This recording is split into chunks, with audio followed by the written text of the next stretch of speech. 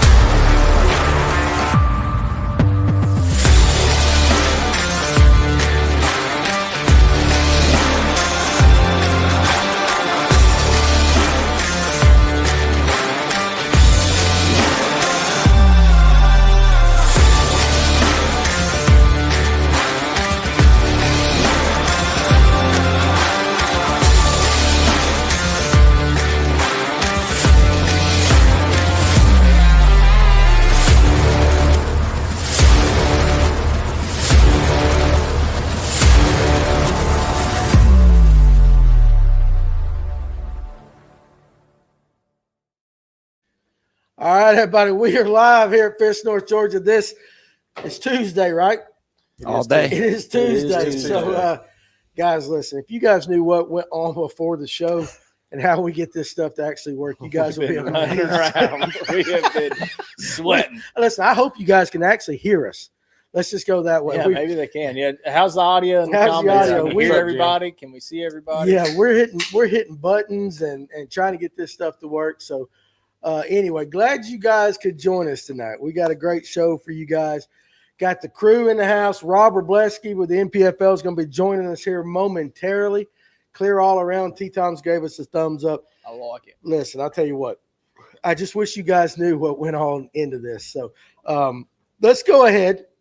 Let's knock out our sponsors before I mess this up anymore.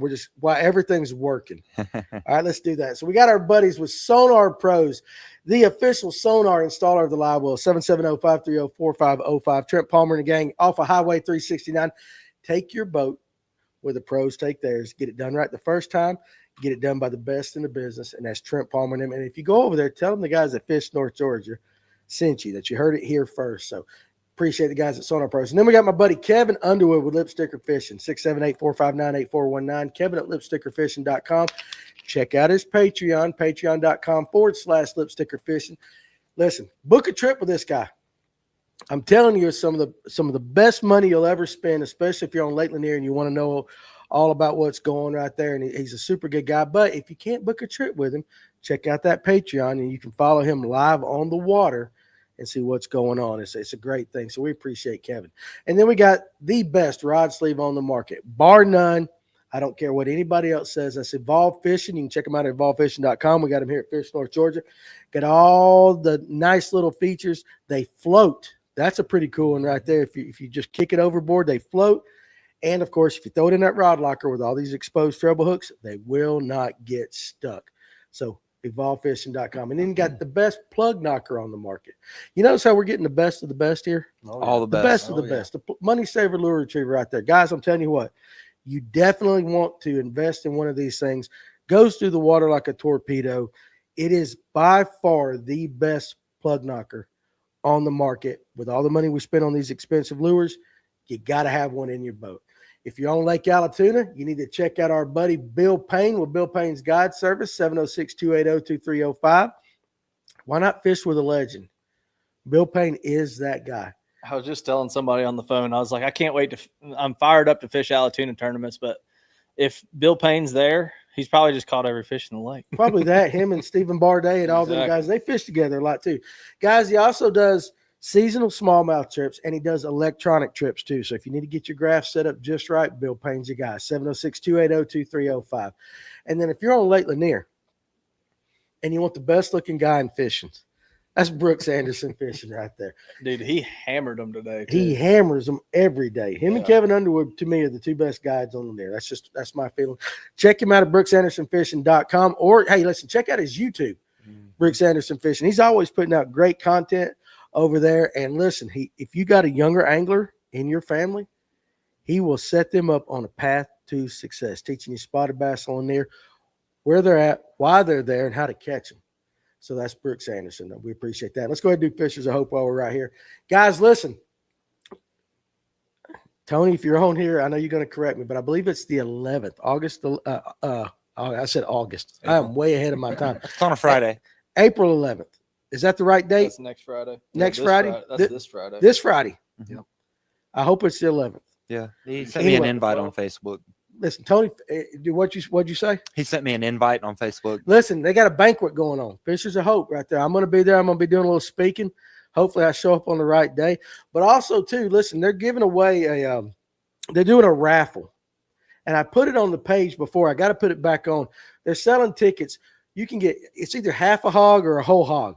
And it's processed the way you want it. Tony, in the comment section, correct me right there.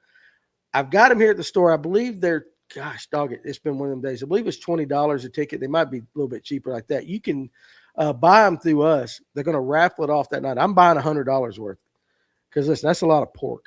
But the best thing about Fishers of Hope, the raffle aside, and again, guys, if you're in the Blairsville area, come hang out with us.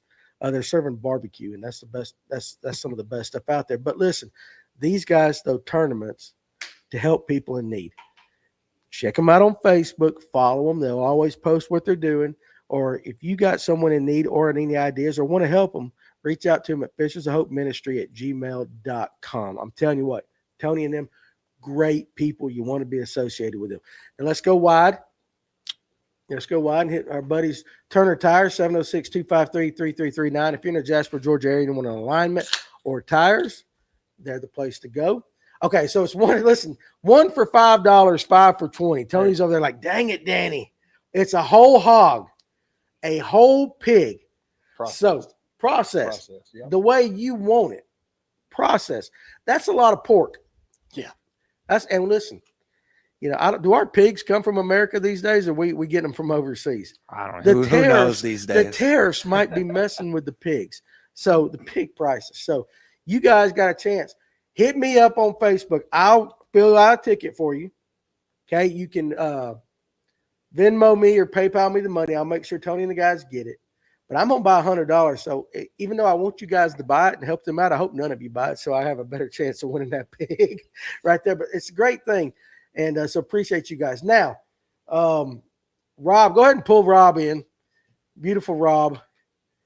Mr. Wroblewski there. The man, the myth, the legend right there. Where are you at? I know you're in Tennessee, right? Yeah. Excuse me. Sorry. I'm in my office. Looks like your living room. Oh, You got a really nice office, dude. Yeah. Look at hey, there you go. Hey, I love it. I love it right there. Seriously, we're gonna talk to Rob. These are the things we're gonna discuss tonight. We're gonna talk about spawning bass.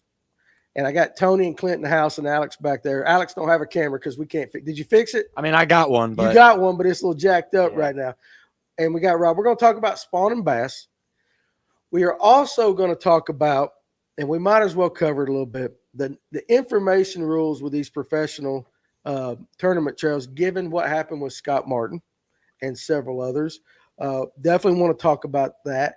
And then Doc Holliday thinks, Clint, you should do a Kaz imitation each week.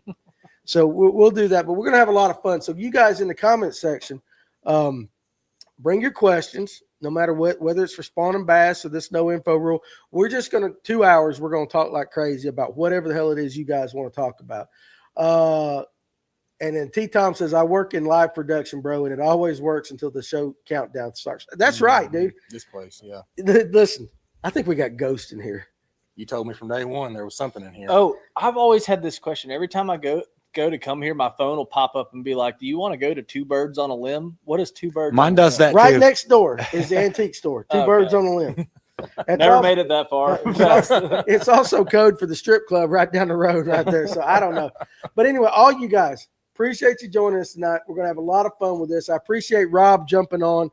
He's always been a friend of the show. If you don't know him, he fishes the National Professional Fishing League.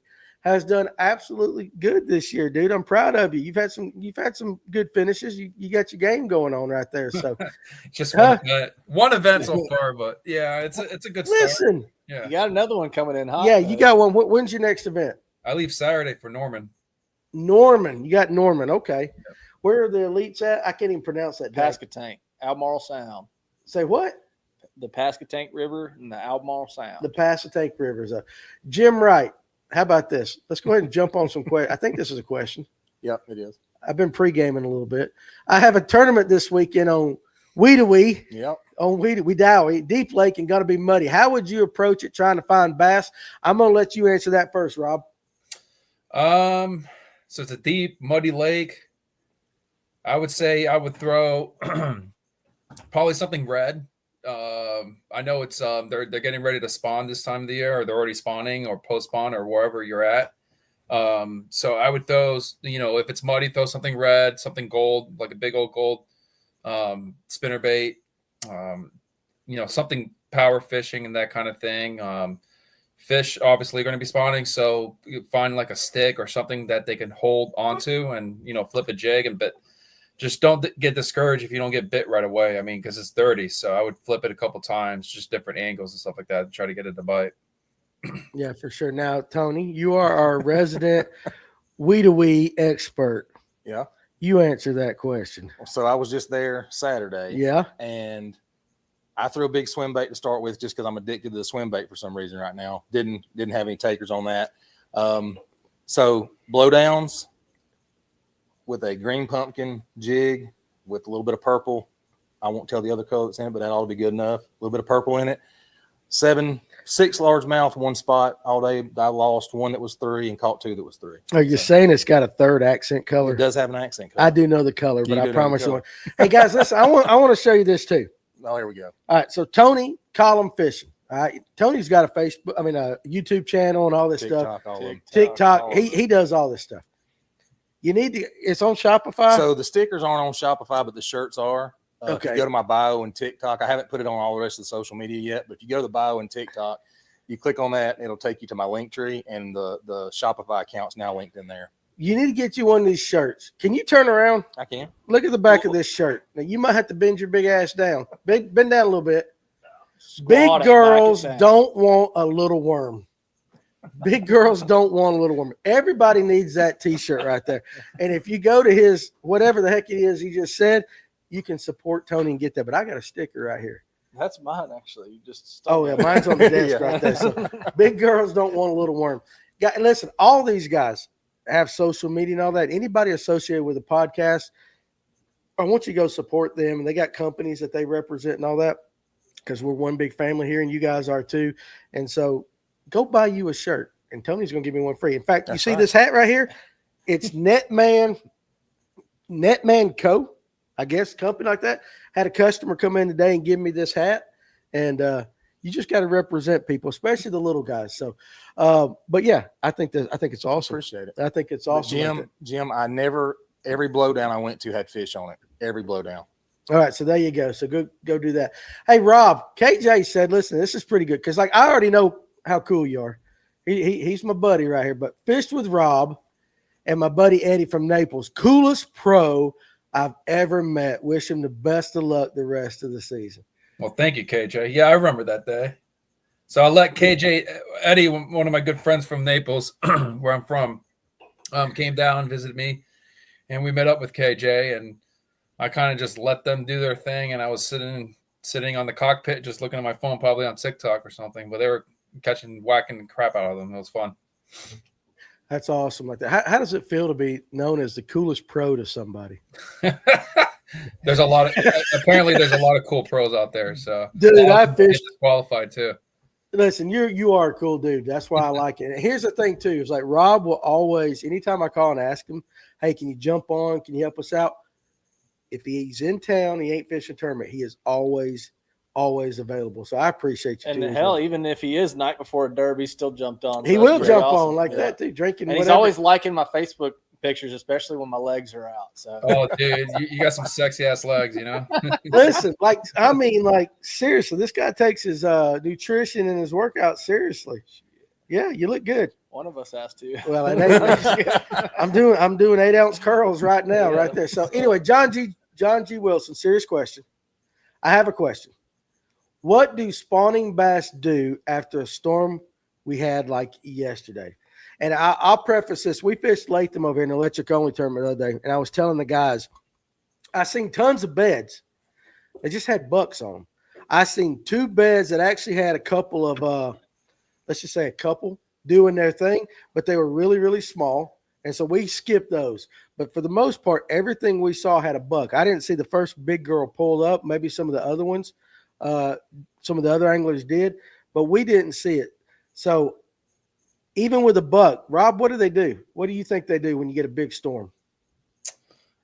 I mean, I don't think they leave. I think they just stay around. I mean, the bucks are always going to stay there. They're never going to leave. They're trying to protect the nest. But the females might just do their thing and just bounce out. Yeah, I think maybe at worst, what is it that Kevin says? If you get a lot of lightning, he thinks they kind of pull back a little bit. We didn't get it. We got some thunderstorms. We didn't get a ton of lightning. What'd y'all get up there in Tennessee? Was it bad up there? No, we didn't get anything. Well, where I'm from in Knoxville, nothing. But anything west of like Nashville got tore up. Yeah, like Kentucky got hammered and all that area. Arkansas. That's what I was thinking. War Eagle the best. How will the tariffs affect tackle prices? Well, considering that I would say the majority of the companies import their stuff these days, it's going to probably go up a little bit. That would be my guess. Wouldn't you think? Yeah, like after talking with Ryan Hanks about it with Cass, like he's been freaking out, being like, dang, like we're going to have to mark up stuff and it's going to be $15 for a pack of swim baits. Like it's crazy. Yeah, but like we still don't know anything officially yet, but I mean, what it's projected to look like, it could be expensive for sure. So yeah, and that's coming from Australia. Their stuff? A little bit all over the place. A little bit all over the place now? Yeah. Okay. I would say my guess is War Eagle the best. You're going to see some price increases, but you know what that does? It gives you the opportunity to buy some of the local stuff. But even with them, some of the plastics and stuff that you got to buy, that comes from overseas as well. I know jig material, like if you're buying the skirt material, comes out of Vietnam. The majority of it comes out of Vietnam and China. So I would imagine you're going to see price increases with that. And this is like the – go ahead. I was going to say, I just saw Trey Kistler posted today that he's going to have to raise prices on his rod. Yeah. So he's already putting that out to his folks. Yeah. So yeah. And this is the time of year or just the time for us to kind of wake up as a industry and just realize like support those who support you, support those brands that are actually care about you, that don't think you're just a number. Like just don't just buy something off the shelf because that's what you think. Like think about where you vote with your dollars, because you vote with your dollars every single day. Like, yeah, you do. Whoever you support, if you swing into a fast food chain versus going to a mom and pop restaurant, like think about who you're supporting. Swing into Fish North Georgia and buy some tackle. Go to Hammond's Dugout, wherever. That's right. Instead of going to a big box tackle shop or Bass Pro or something like that. Like think about how you vote with your dollars. Think about that. It's really important because these small businesses are going through it and people are going to get mad at them in the comments. People are going to be commenting, why are you jacking your price up? Like $15 for a pack of swim baits is ridiculous. And yeah, it is ridiculous, but we're all going through it and we're all spinning it. So it's like, take the time to reach out to those smaller companies, be nice to them, and like help them through this tough time. And we'll all get through it. I'm sure we will. We always come out on the other side. For sure. Yeah, it's going to definitely use just think about it. That's right. Good. Hey, that was a very mature, very good job. Very mature response right there, Clint. I love it. You're growing up right in front of my eyes every day. Jessica Keller, right there at the top. What's up, Jessica? Appreciate you joining us tonight. My husband is a hammer and the best sport. I'm very much a product of his mentorship, but I will 100% buy him the Netman hat and he will love it. I don't know where Derek got the hat, but check it out, netman.com. So Netman Company, I guess that's what it is. So if he's in the comment section, you can put where you bought this hat. So, hey, I like it, and I play the Netman really, really, really good. And no cranking and yanking. I'm not trying to take your job. Now, Warren Barnes, we talked about this. Now, Rob, pull Rob up. Yeah. Did you hear us talk about Warren one time when he was talking about he believes that if you're catching a bunch of bucks, if you'll throw into the bed or whatever, those bucks will pick it up and they will take it to the female who is just sitting off, say maybe in 6 to 8 foot of water, drop it for that girl right there, trying to entice her A love offer. a love offering to get her to come up to his bed. Now, I'm not saying Warren is crazy, but He's got patience if he's doing it. that's he's for got sure. patience. Have you ever heard of that? I've never seen that before. And listen, he does it. He swears by it. So, Yeah. Warren, I'm not saying you're wrong. I'm just telling you this. Bites were so hard to come by on Latham. If something put it in his mouth, I was jacking his jaws right there. I did not give it time. You need to save that clip. So is this still spawning down in Lanier right now? So I haven't been on Lanier. Yes. They are. I know they're spawning on Latham, but that was the thing is I don't know what stage of the spawn we're in because those bucks didn't look like they were protecting a bed. They looked like they had just made it to me and they were waiting. But I didn't see any big females cruising. So, down in Wedowee, Yeah. you guys may be a little bit further than we are up in Tennessee. You might be a little bit behind. I don't know. And that's the crazy thing about the spawn is I wish they'd all come up in one particular date, but it seems like it's in stages, and I don't know what stage we're in. What about you? Well, I've been to like 3 different lakes, and like one out of the 3 lakes are spawning. It's weird. So it just, and I mean, they're like within like 30 minutes with one another, and it's just still crazy. Like the one lake I went today, it's like they weren't even on beds at all. And I know we had a cold front, but they shouldn't have shocked them off. I mean, the water temperature was 65 degrees. I'm just curious because I know like some places fish are moving up and some places fish are still kind of holding back. So I don't know. I feel like we should see another wave with this full moon this weekend, no matter how cold it stays. Or Oh, yeah. I feel like we should see another wave for sure. It should be. We could have actually beat it by like been a week early. Yeah. So with that said, how do you feel about bed fishing? Let's go ahead and get that out because I know there's some guys don't mind it. Some guys are against it. Some guys will do it in a tournament where money's on the line. What about you?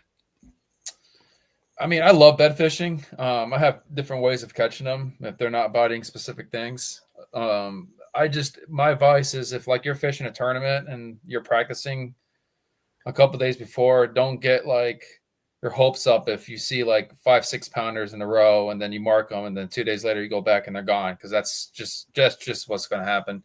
They don't stay there for that long.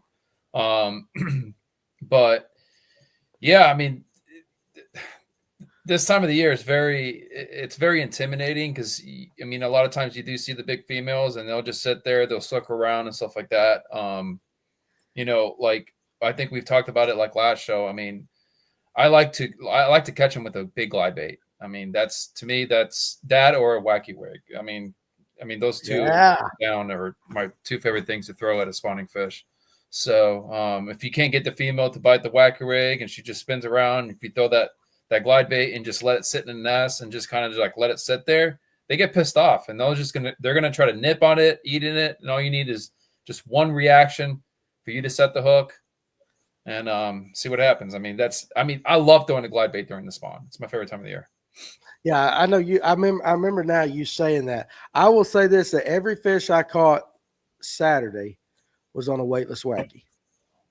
But again, I think I was just pissing off bucks, if we're being honest. Because like I said, I didn't see but two times, and we're talking an 8-hour tournament going all over Latham, that I saw a couple of them actually rolling together. And they weren't tournament winning fish. So I kind of just kept on going. I didn't see any big girls up there.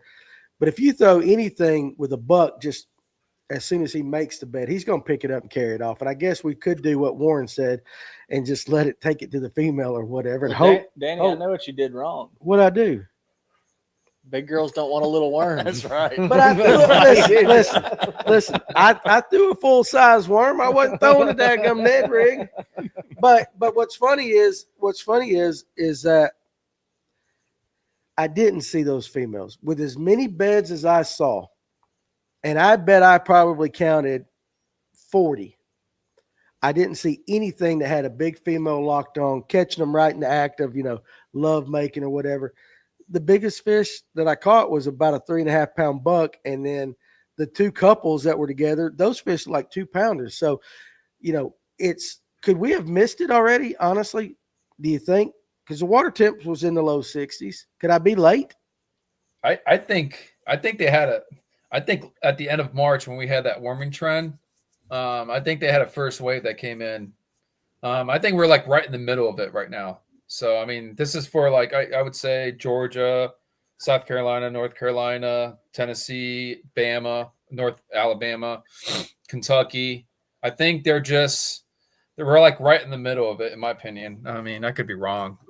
But I mean, I've seen fish spawn and darn it, I've seen fish spawn in November and I've seen them stop spawning in June and July. So yeah, that's even in Okeechobee, in Okeechobee, they have such a weird spawn where they'll start end of October, November to get that temperature down in the, in the mid 70s.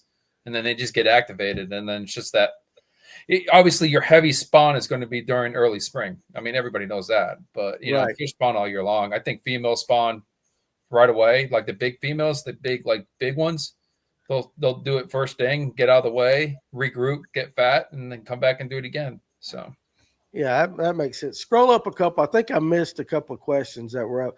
And guys, if we do miss your questions, make sure you put them again. We'll definitely do that. So, John G. Wilson, are bass lazier during the spawn? Like, is it better to throw a worm/crawl than a spinnerbait/square bill chatterbait? yes. So, hey, listen, you need to talk for a while on this one because I got to go to the bathroom, dude. Talk for a while. Who, me? Yeah, you. Answer that question. We pre-gamed a little too much. Yeah, bass are obviously more lazier during the spawn. They have one thing in mind is to spawn, or the bucks, for instance, to protect their beds, and they're going to be more attuned of eating the bait, picking up the bait, and that kind of thing. So females, once after they spawn, they're just kind of like burned out. It's kind of like you don't want to do anything after getting drunk the night before, so you have a hangover. So that's kind of what the females are like. They're just hungover. They don't want to do anything. They don't want to bite or nothing. So yeah, they get lazy.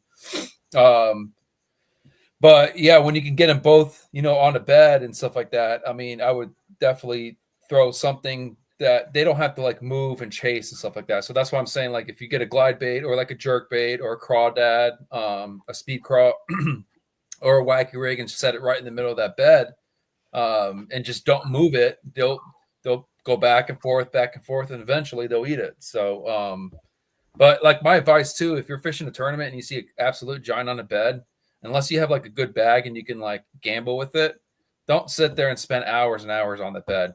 Just leave it alone. Go do something else. Go find some other beds. Fish are moving up, back and forth and stuff like that. And if you want to go back and see if that fish is still there, I mean, go for it. But I've made mistakes in the past where, I've seen absolute giants and I sat there for 2-3 hours and I'm like, what? I'm wasting my time. And then I move 100 yards and boom, I catch a 4-pounder. It's like, dude, I could have done this like 2-3 hours ago. And right. So, yeah, that's my big advice. If like you're fishing a big tournament, don't sit on a specific fish unless you have a big bag and you can gamble it. So that's good advice, and I appreciate you talking for long enough. You did well right there. So I thought you were still be in the bathroom. Listen, I thought it was the other end. Listen, no. With this prostate, though, listen, when you get in the 50s, you never know. It can be quick one time, and it might take you an hour and a half the next time. What do you guys, either one of you guys, Tony or Clint, think about what he just said? Yeah, I think they're going to be lazier to a certain extent. I mean, obviously, during the actual spawn itself, there are other things going on that, takes their time. We always hear about that one sweet spot in the bed. I mean, that's the one thing that's going to trigger them, right? So Saturday, fishing the jig, I caught one that was obviously post spawn. She was, I saw that picture. She was completely spawned out.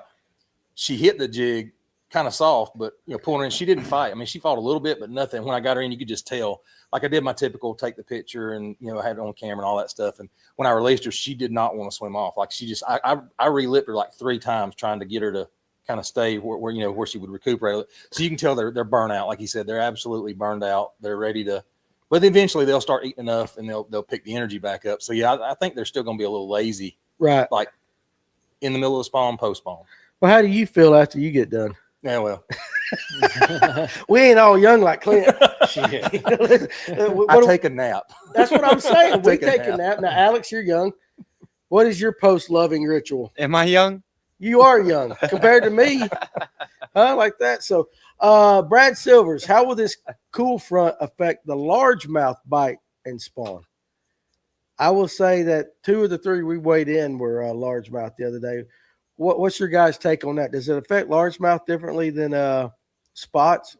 I don't think it affects spots. I know today when I went out today when we just had that front. I didn't see any fish on beds, which is weird. I see beds everywhere. I just didn't see a damn fish on there.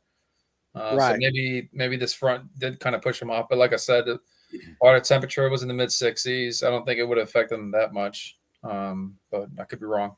Yeah. Well, I mean, and I don't think there's really a true answer. Every lake's a little bit different right there. Pull up Far Dog, our buddy in Oklahoma. Appreciate you joining us tonight. He received okay. Hey, good. He got his gifts for answering the question. Glad you got that. But right there, he said, our males have started making beds, but sadly, currently my home is now 20 foot from the weekend storm. So up 20 foot. Wow. Yeah, they've got some major flooding. Could you imagine? Well, he commented up there that the houseboats are breaking loose and tearing up docks. Yeah, I had another comment in there. They got so much rain, and it seems like rain just concentrated. They just trained right on top of those guys like that. So, Far Dog, I hope you guys are safe up there for sure. Cranking and yanking. Same thing happens on power plant lakes. They spawn randomly throughout the year, and I guess that's because of the water temp.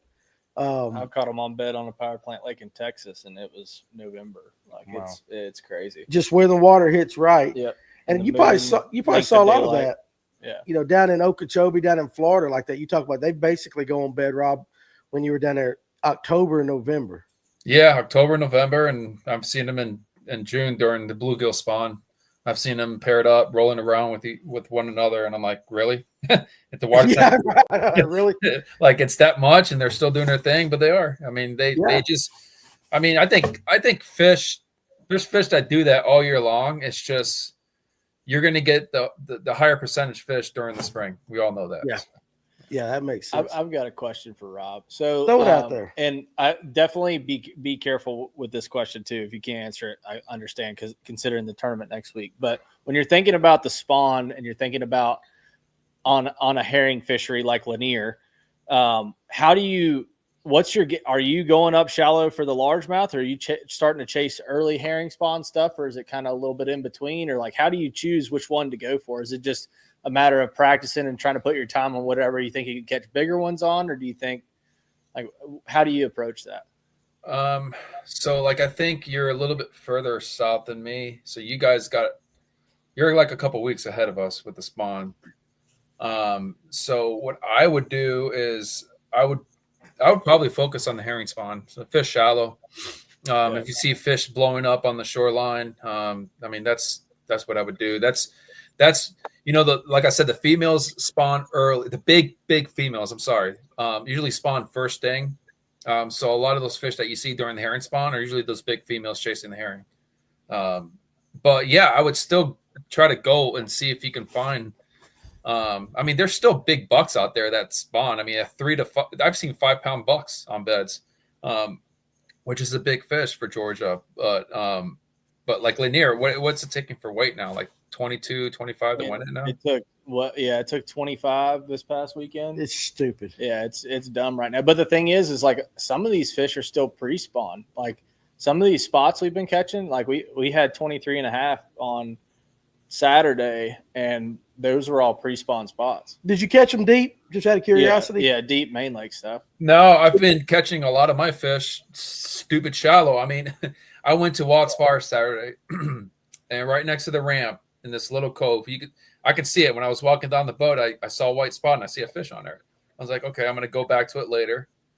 I get back at the end of the day. I sit there. I mean, the fish was like in a foot of water. I cast there, I catch the fish. And these people around me were like, man, I've been trying to catch that fish all day long. I was like, sorry. But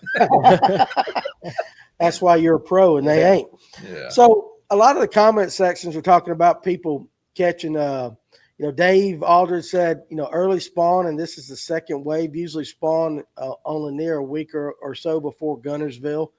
Josh Menard talks about his girlfriend catching a 6-pounder near a boat dock. And Aaron Young says, if I can't get on a bed and bite, I go hunt smallmouth, post-spawn smallmouth here. So that would be pretty cool. It's just like it's one of those things. It's kind of like the rut with hunting. You kind of know the typical time, but even with that, some does are bred earlier, some are later. It's really hard to pin down the spawn. That's Also, the one thing about it. You know, we just had this front that came through. So fish are they're gonna set back. Yeah. You know, they're not gonna continue doing their thing. They're gonna set back, and now the spawn is a little bit more later now. You know, that's why these cold fronts are kind of a good thing because it sets back the spawn, and it lasts a lot longer. You know, Yeah. fish will spawn more than once at that time. So It's crazy. So our buddy Yard has a question, and this is for you Lanier guys out there. Pull that thing up right there. Putting in at Boulder Mill or it's Bolding Mill next Saturday. Any advice on an area to fish, baits to have tied on? Are you familiar with that area, Rob? where's Boulder's Mill at? I think it's Bolding Mill, and I think that would be Mid Lake. I've never even heard of that. Bolding Mill is a Either. boat ramp I would consider it Mid Lake. What I lake? would say Lanier. At Oh. Lanier. Okay. Yeah, right now. If you were going to It's in Lanier, Gainesville. say tomorrow, what would you have tied on? Yeah, it says Chestatee. So yeah, it's right above Browns Bridge. Right above Browns Bridge, so Mid Lake area on Lanier. Yep. So I'd be running that herring spawn stuff up that way because I feel like that would probably be what's starting to go on, and it typically happens in that mid lake area in the beginning. So I'd be checking those points and humps and shoals where they get up real shallow and just start wiggling around and being herring eaters up there, Like blow throughs and Yeah. stuff like that. Yeah. What bait? Now Rob said, would you still chase them with a glide bait? 100%. Yeah. Oh, yeah. I just fish it really fast. I'll just go up to the bank, parallel it, and throw it, and just fish it fast. I mean, you're gonna get That's the eventually. thing about the herring spawn. You got to cover water for sure. Well, okay, so let me ask both of you guys this question.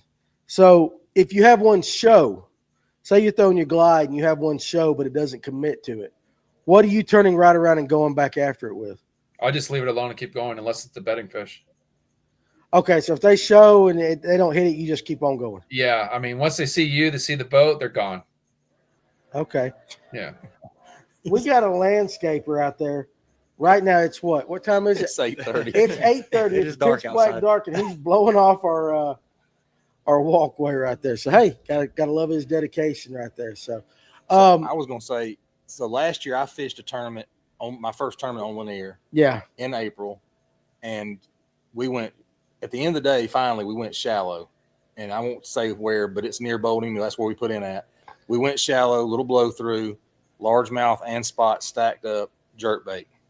Jerk yeah. bait. Yep. Mhm. You had to pretty much dig it in the dirt across these little blow through areas. Like I said, I won't tell Yeah. exactly what it is, but a jerk bait and those little blow throughs in the backwaters, What do you mean you won't tell exactly what it is? where the location's at. Oh, location. I thought you were talking about Location, your bait. Like, No, you can't come on my show No, and it's not a say Berkeley. what it is. It's a Berkeley Stunner, Yeah. MF Tennessee shad. It's a very common color. So that's the one I pulled out. I'd never fished Lanier before, and I had a rough day the first half. And at the end, it had to have a little bit of wind blowing across those little blow through areas. Right. And the jerk bait, I put on a little clinic at the end of the day. You put on a clinic. Yeah, a little clinic. I A like little clinic. I love it right there. So, all right. So go ahead and scroll down. Drew Patterson, what are you doing tonight, buddy? Glad you're here. Farmer is in the house too. You just keep on scrolling down. John G did not see any beds on the lake he was at. Aaron Young says Center Hill, I guess that's the lake he fishes, is risen a bunch Sunday, and most of the fish were still holding to the old shoreline. Couldn't figure them out. Dirty water right there. So, Rob, question for you. If you had one bed fishing lure for the rest of your life, what is it? Color and line size, the total setup. This is all you can do for the rest of your life. Jesus. Yeah, I know. Don't you love? Hey, listen. Hey, Rob, don't you because love he those wants questions? to say glide bait, but he knows. it's Yeah. tough. Don't you love those questions like that? Appreciate Soft that. plastics. Soft plastics. What would you throw there, Rob? You only get one. Wacky rig. Thank you very much. What color would you throw? Probably a green pumpkin purple or watermelon red. Throw it like on 8 to 6 pound fluorocarbon, Yep. 10-pound braid, and a finesse, a 2500 arc reel with like a 610 medium light, something just like that. That's what I would do. So I've got a question to that. So a lot of guys when they're bed fishing, they're up in line size. Why the 6 to 8 on your leader when you're thinking about sight fishing? Do you think is it presentation? Is it the way the bait acts, or what do you? What's your thought process on that?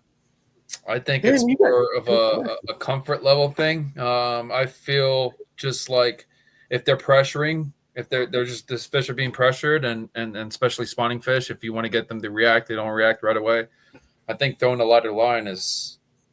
I mean, it depends on the clarity of the water too. I mean, if the water's staying, yeah, you can get away with like 8 to 10 pound fluorocarbon. But if it's gen clear water like Lanier and Hartwell and all these lakes in North Georgia, like here in the Tennessee River, it's junk here. So yeah, I can get away with 10.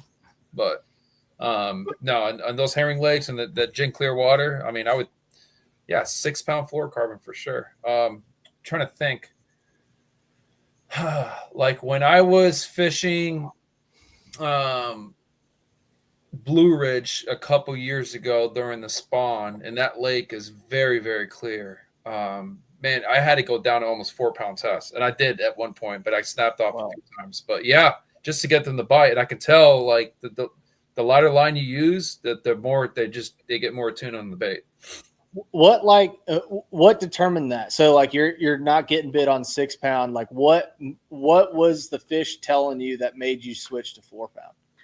Were they just not interacting with the bait at all? No, they would nip on it.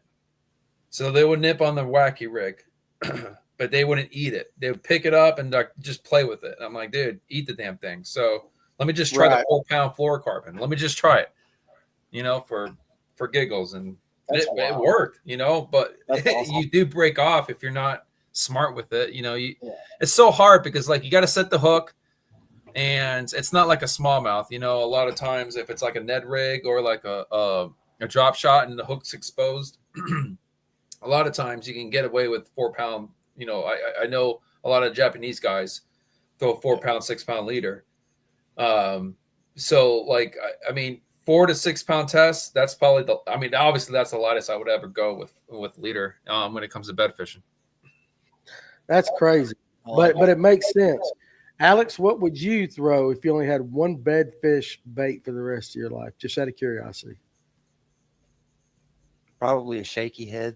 Shaky head? Yeah. All right. Okay, Tony. I mean, he kind of took mine. Shaky head. I've had great luck with a chatterbait. On bedfish? Yeah.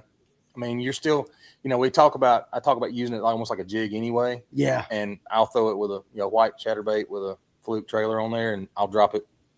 Okay, let me preface this with saying I've never honestly sight fish, but they'll swirl in the air. It's a bed. Yeah. Throw in there with a chatterbait and work it back out, and I've had good luck with that. All right, what about you, Clint? I'd probably say a 3/8 ounce Texas rig, just something that because the 3/8 like so I can make sure I can sit it there. I can sit there and shake it, do the little tweedly tap on your rod, whatever. That's probably like what I have confidence in. But I have gone down in line size because like typically I'd throw something like that on like 15.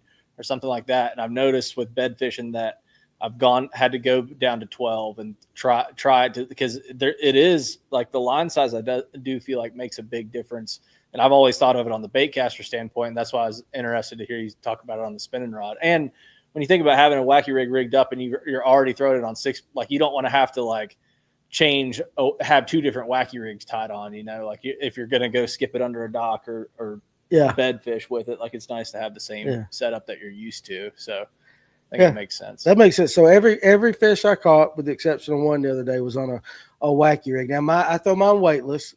Do you throw yours weightless, Rob? Sometimes both. I like the Nico. You Nico it a little bit? Yeah. Okay. I was throwing it with 8 pound Tatsu, and that seemed to be fine. But I also, you run the risk, especially, Latham, where we were fishing, has a lot of little timber pockets. So you kind of have to be careful. It's kind of like, you want to get the hit, but you got to figure out how to fight that joker out of it. So you got to be, do you loosen your drag a little bit when you go down to like that 6 and that 4? You're really playing with this, letting the reel do the work. Yeah, you have to. Especially if you're around that kind of structure. And I got one of those arc spinning reels. Dude, I'm telling you, I love it. But I use the cast braid with 8 pound Tatsu, and it seems to work just fine. I don't know that I would have the confidence in my abilities to drop down to 4. No, you got I've got 4 of them reels, is what I was saying. Oh, you got 4 of them reels? Yeah. You like them, don't you? Yeah. Arc makes a good product. Mhm. But when it comes to the line, and Rob's saying, hey, sometimes I'll use 4, I just don't know if I trust my ability to let the equipment do the work with 4-pound. You really got to trust your equipment on that. So, hey, kudos to you for that right there. Zach Clark, how would you target spawning spots on Lanier? Just throw anywhere near them right now. That's what I would do. But if you had to be specifically, Rob, Clint, Tony, you don't fish Lanier that much, but you guys are on Lanier, and Rob's got experience on Lanier. If you're going to target spots, what are you doing? First of all, you're going to be a little bit deeper than the largemouth for sure, because spots will spawn out to 15 foot. Yeah, they'll spawn deeper than that sometimes. Yeah. too. So how do you target them? And Rob, you can jump in on that too. Go for Rob first. I want to hear Rob first. Yeah. If you're just going to go for bedding spots, Rob, Like a drop shot, robo worm. drop shot. Yeah. Are you just kind of going in a general area where you think they should be and just kind of pulling that through, or is You there just a drag technique? it. Yeah, that's what I would do. Just drag it. Especially if you don't have forward facing sonar. If you got a specific area you think they're spawning at, I would just drag a drop shot, a soft plastic jerk bait. Usually the kind of like the way I have it rigged up with the treble hook showing and stuff like that, with the little the peg weight in the front of the nose where it nose down into the bed. Those would be wacky rig, those 3 things. Yeah, the thing about a spot, they're aggressive on the bed as opposed to a largemouth. What I've If always they bedded as shallow as largemouth, it would be dumb. Oh, that's true. But like yeah. a spot, you can just throw in the general area. Yeah. And they're like, oh hell, yeah, I'm love making over here, but oh, there goes a worm. I feel like it is they'll just go hit more it. timing oriented with spots. It's like there's a certain photo period in the day, I feel like, where they eat a lot better on the bed, like where you can just go down the bank slinging a worm and catch them, versus sometimes you can get in that lull of the day where it's like you have to work them. Yeah, don't bring science into this podcast. It makes sense right there, right? Drew Patterson, how long into the spring will the herring spawn last? In the early May, he has a question mark. So any of you guys experienced with a herring spawn? And I know, Rob, you probably experienced it. And in all of our lakes here in North Georgia, the majority of them all have blueback herring. I think from now till mid end of May, you're going to get the herring spawn, and then the shad spawn as well should be happening here momentarily. So Right. but it's like it goes through waves. I mean, you'll have a herring spawn for 3-4 days, and then it's like, what happened to them? And then 3-4 days later, happens again. So it just, it's, to me, it's, it happens quite a bit, but it just might not happen every darn day. So yeah, that makes sense. Do you think that the herring spawn is just as hard to predict as the regular spawn of the bass? 100%. It's just all timing, and you got to take it day by day too, because it changes so much, especially when you're fishing a professional tournament. I'm sure when you have one thing work one day, and then you show up and try to do it the next day and it doesn't work. Like, I'm sure that throws into your plan a lot of like trying to have those backup plans. Like, how do you practice for a tournament this time of year when it's coming into, you have so many different things going on? Like, how are you able to go into that tournament confident knowing you have backup plans? It's kind of like, so like if you focus on a specific creek, for instance, and fish, spawn way in the back creek and then work their way out, just stay in that general area. You're going to get a gist of everything, pre-spawn, spawn, post-spawn. That's what I would do, especially for a tournament. Just kind of like junk fishing in a sense. You're going to be doing a little bit of everything. You don't want to sit at one spot, particularly. You just want to keep running and gunning. Like when I fished Hartwell, no, I can't. Okay, this is like 3-4 years ago. So when I fished Hartwell for the MPFL, my first year, it was during towards the end of the spawn. So you got the herring spawn that was going on as well. In fact, on top of the spawn. So like throwing a soft plastic jerk bait along the bank, just continuously just fishing and fishing the moment, I would say. Just keep grinding, fishing the moment, especially this time of the year. Like, so for Norman coming up next week, since it's a little bit more north than like Georgia and Tennessee, I would say the water is probably the same. It's probably the heat of the spawn at the moment. So like I that's probably what I'm just going to focus on, trying to look for big beds and mark those fish as I go. But like I said, if you're fishing a multi-day tournament and you got 3 days of practice and you figure out like, oh, I got a spot that's got like 20 pounds worth of bass on day one, and then you go to day one of the tournament, 2 days later, you never check them, they might be gone. I mean, that's the spawning. That's what it is. The bucks will probably still be there, but the females will probably be toasted. Yeah, that makes sense. Cranking and Yanking says, June bug, brother, June bug, the only color you need right there. So, hey, listen, a lot of people like June bug. It's not my personal preference, but a lot of people like them. Now, Jeremy Tyson's got a question, and I know you love Hartwell. Going up a couple right there. I know you love Hartwell. If you were fishing Hartwell this weekend, what would you pick up and throw first thing in the morning? First thing in the morning, I would throw is a Zara spook, like a small Zara spook. What are you shaking your head in there, Alex? Because I knew it was going to be top water. Huh? I knew it was going to be top water. You knew it was going to be top water? I knew it was going to be top water. You knew it. I knew it. Okay. All right, Rob. So there you go. Like a little Zara spook or like a little like popper. Yeah.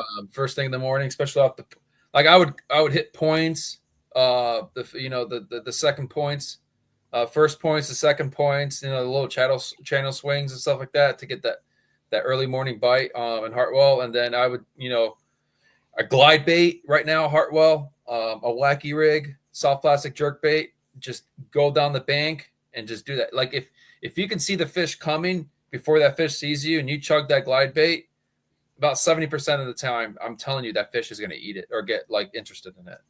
So that's kind of a key thing to do, especially Hartwell. I love fishing Hartwell this time of the year because you can find those roamers before they see you, cast them. I guarantee you that you'll catch them. He guarantees it. So if it doesn't happen, it's Rob's fault. Yeah, you can just listen, Rob. Yeah. We got your ass on tape right now saying you guarantee it right there. I guarantee you that I might catch the fish. So. You guarantee. That's the way to go.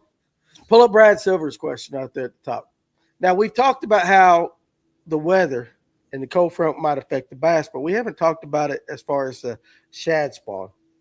So Brad Silvers wants to know, will this cold front affect an already in progress shad spawn? I don't think so. They were still doing the spawn today. So yeah. Well, okay. So what lake did you fish today? Fort Loudon. Okay. So just out of curiosity, what is the primary bait fish up there? Shad. Gizzard. I would say shad and gizzard. Gizzard, shad. So shad's up there. Yeah. Gizzard. So I'm wondering if basically we talk about three types of shad. We talk about threadfin, we talk about gizzard shad, and we talk about blueback herring on this show. I wonder if each one of them is affected a little bit differently. What do you think, Clint?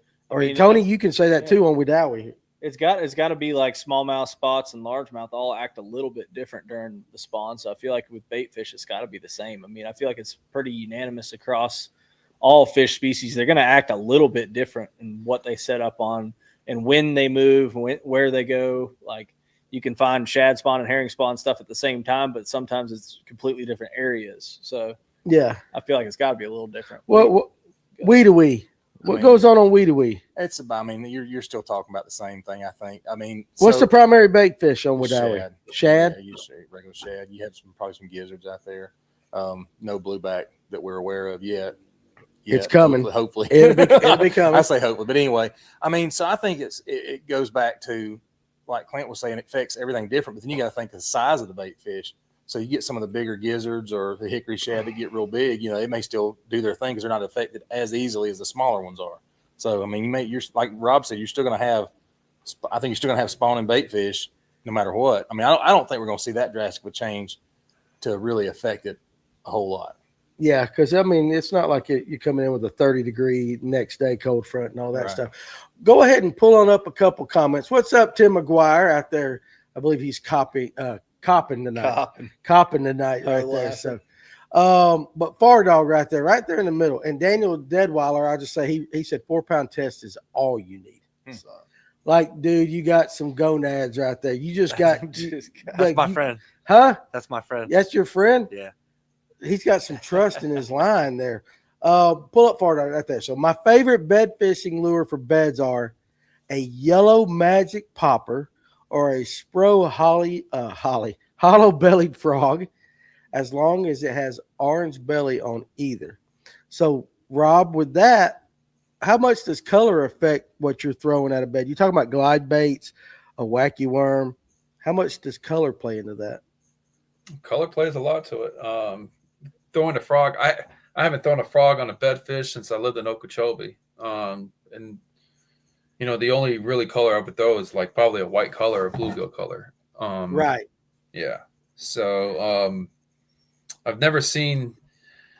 I mean, here in these lakes, a frog, unless you have some grass and like structure around there. I mean, I would try to throw that, but I've never really heard of that before. That's interesting. That is interesting on a frog. Have any of you guys thrown a frog on a bedfish? No. Because to me, now with the glide he's talking about, you're bringing it across the bed, or we're throwing something in the bed. But now with a frog, you're coming across top water across of it. So that just, I'm wondering what would trigger the strike. I mean, I don't know. You're putting it on their head. You're making them mad. I mean, that's the goal of bed fishing, right? Is make them protect that bed. So I feel like that's. I would have to assume a popping frog at least to just trigger something. But let me ask you this, Rob.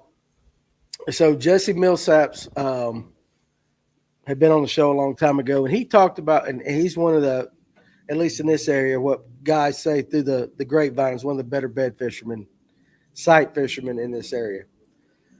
If you come across a bed, you're in a tournament situation. You come across a bed and there's a buck and there's a big female. The buck's job, correct me if I'm wrong, is to keep the bed clear because he's trying to entice the female. And so oftentimes that buck is the first one that will pick it up.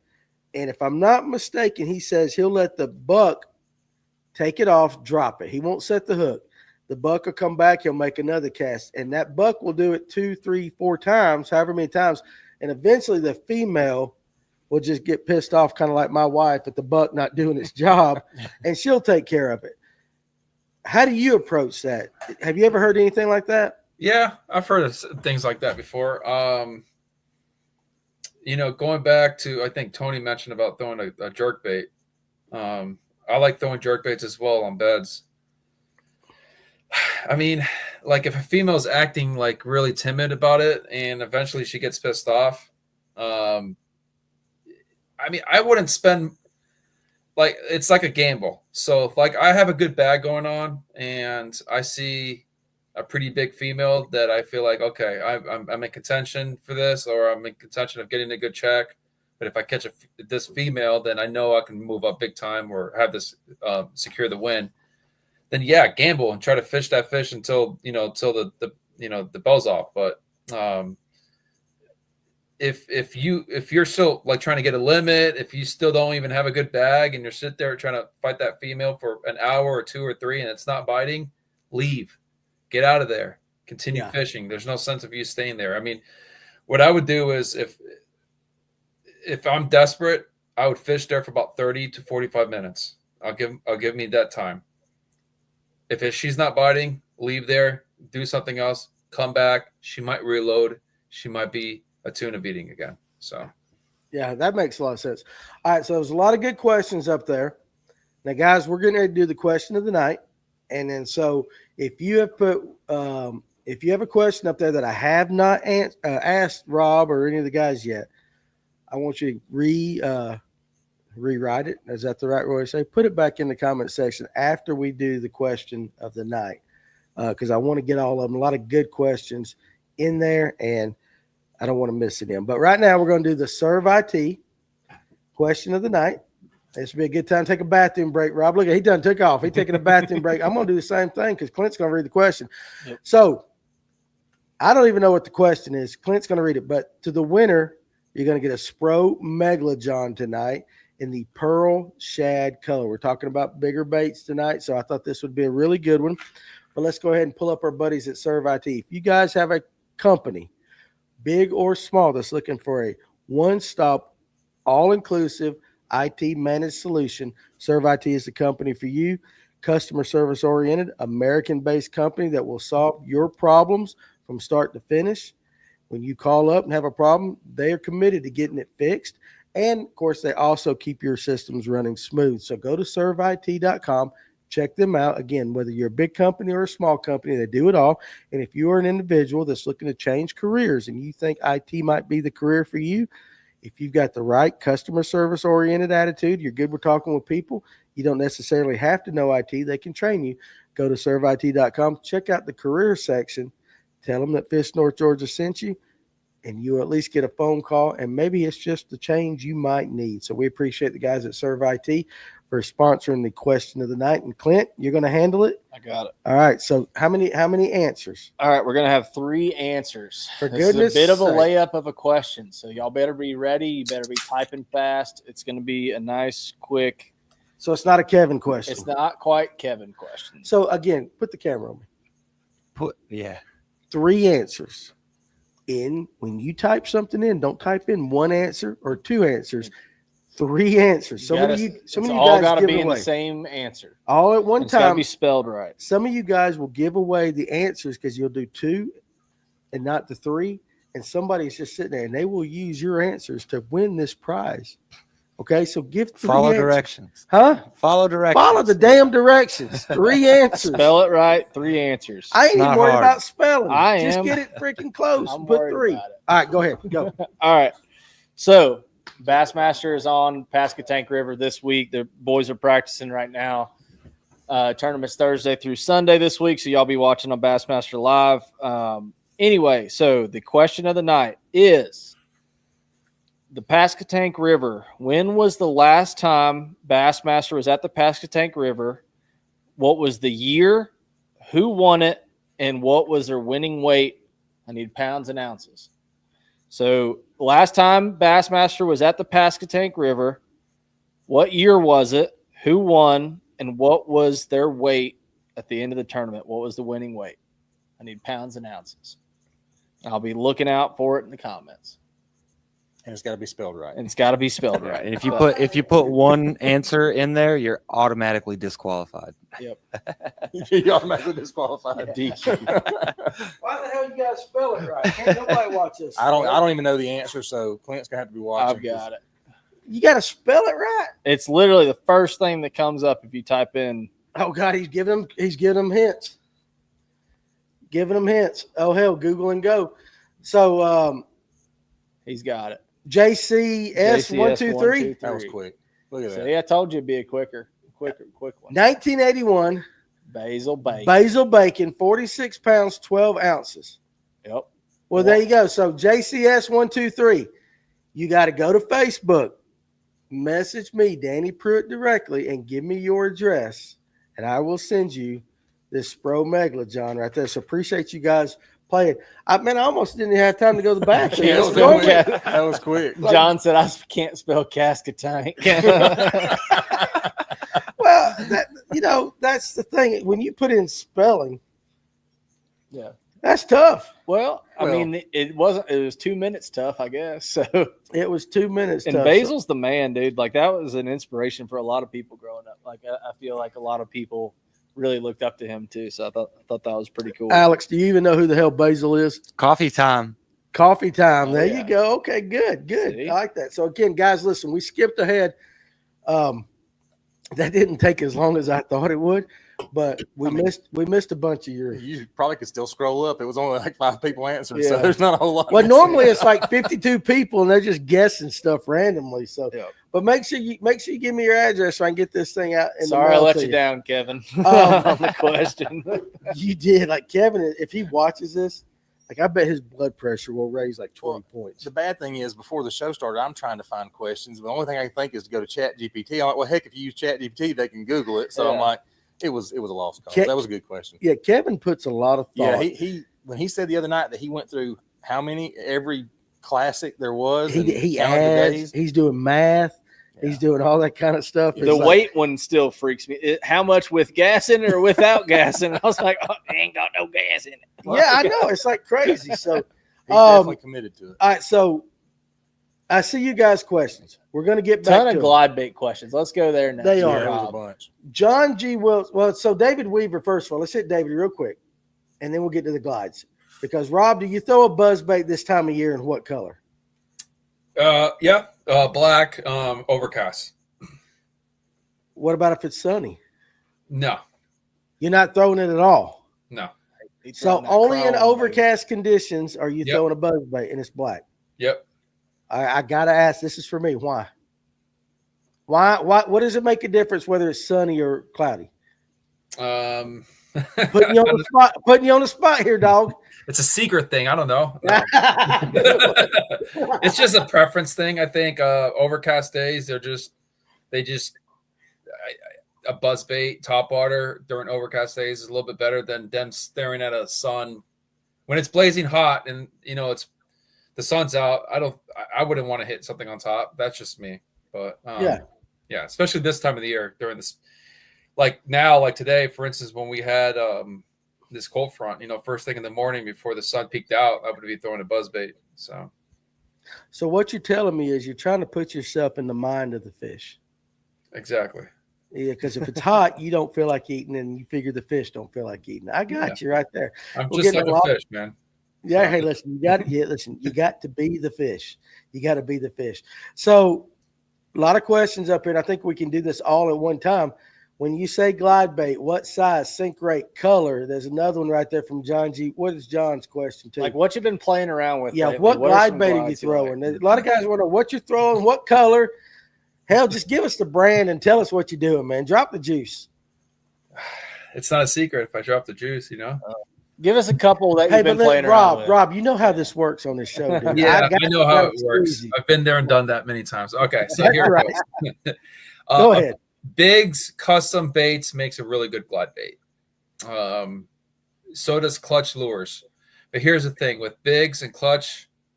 Clutch is a very expensive glide bait, hands down. I like to throw the Darter or the Baby Boss. Darter's $230. Baby Boss is $180. Do the math. So if you go get a Biggs custom bait, I like to go throw a thread fin, a 5-inch.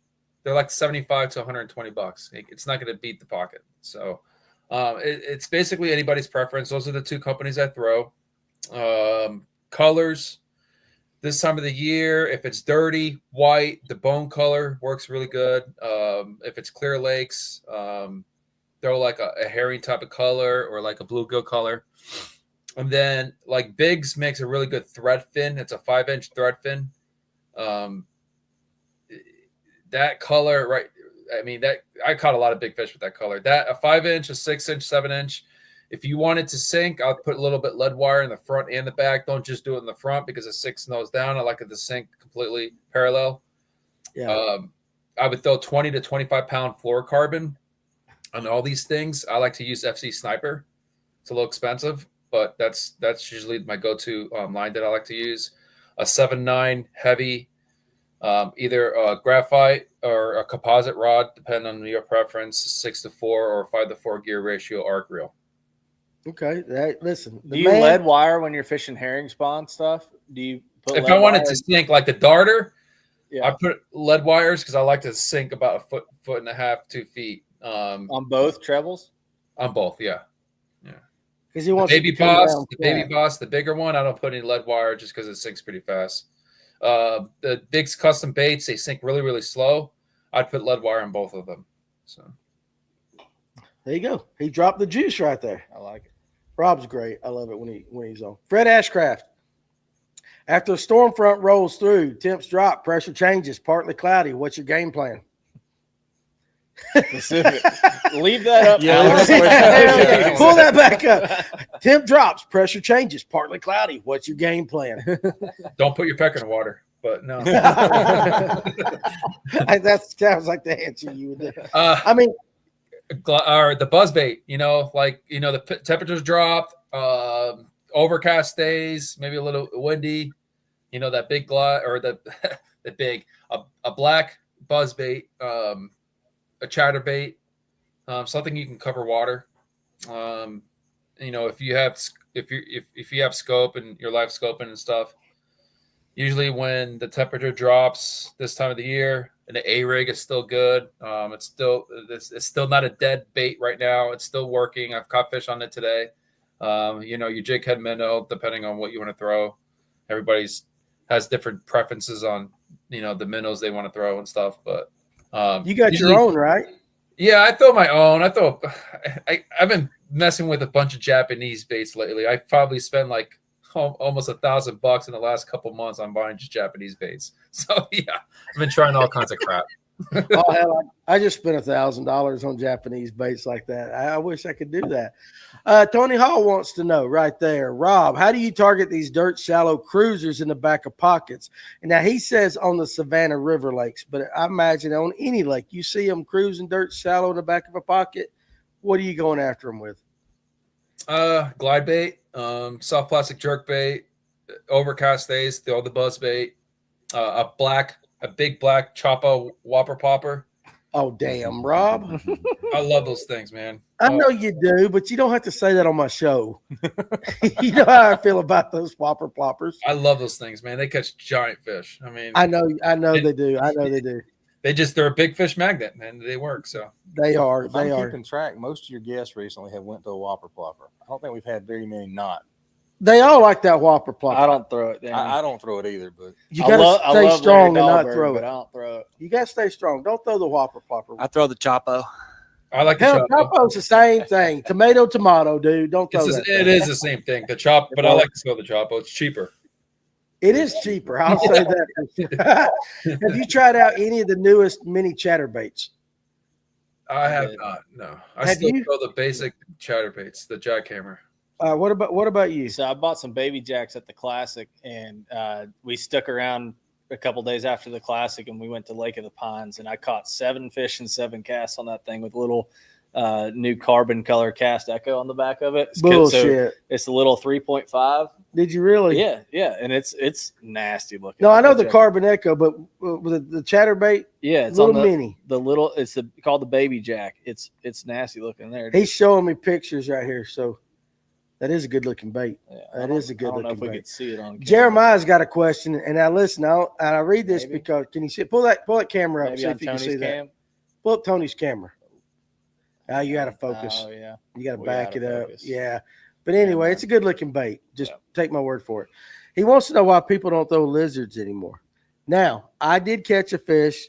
I caught a buck off a bed the other day, throwing a weightless Zoom black with a blue tail lizard. I hear a lot of people say that they throw lizards, but lizards are not sexy anymore. I was just fixing to say that. They're not sexy. That's why. Do you throw lizards any at all, especially being from down in Florida? I haven't thrown a lizard since I was like 6 years old, I feel like. I know, but you know what? They caught fish. They've always caught fish, but they're not, and I hate to say the word sexy, but it's kind of out of style. But I know guys that are pulling Carolina rigs on Alatoona, and a lot of guys that throw a Carolina rig will pull a lizard behind it. I know like a 4-inch Zoom watermelon red flake lizard's big on Lake Alatoona on a ball and chain. But just like you said, nobody throws them anymore. Why do you think that is? Because there's so many different other baits out there, and like maybe someone gets bored of that specific bait and they just turn on to something else. It just doesn't work anymore. I put it this way: going to this tournament, I got a couple packs of lizards that I'm just going to give it for shits and giggles and see what happens.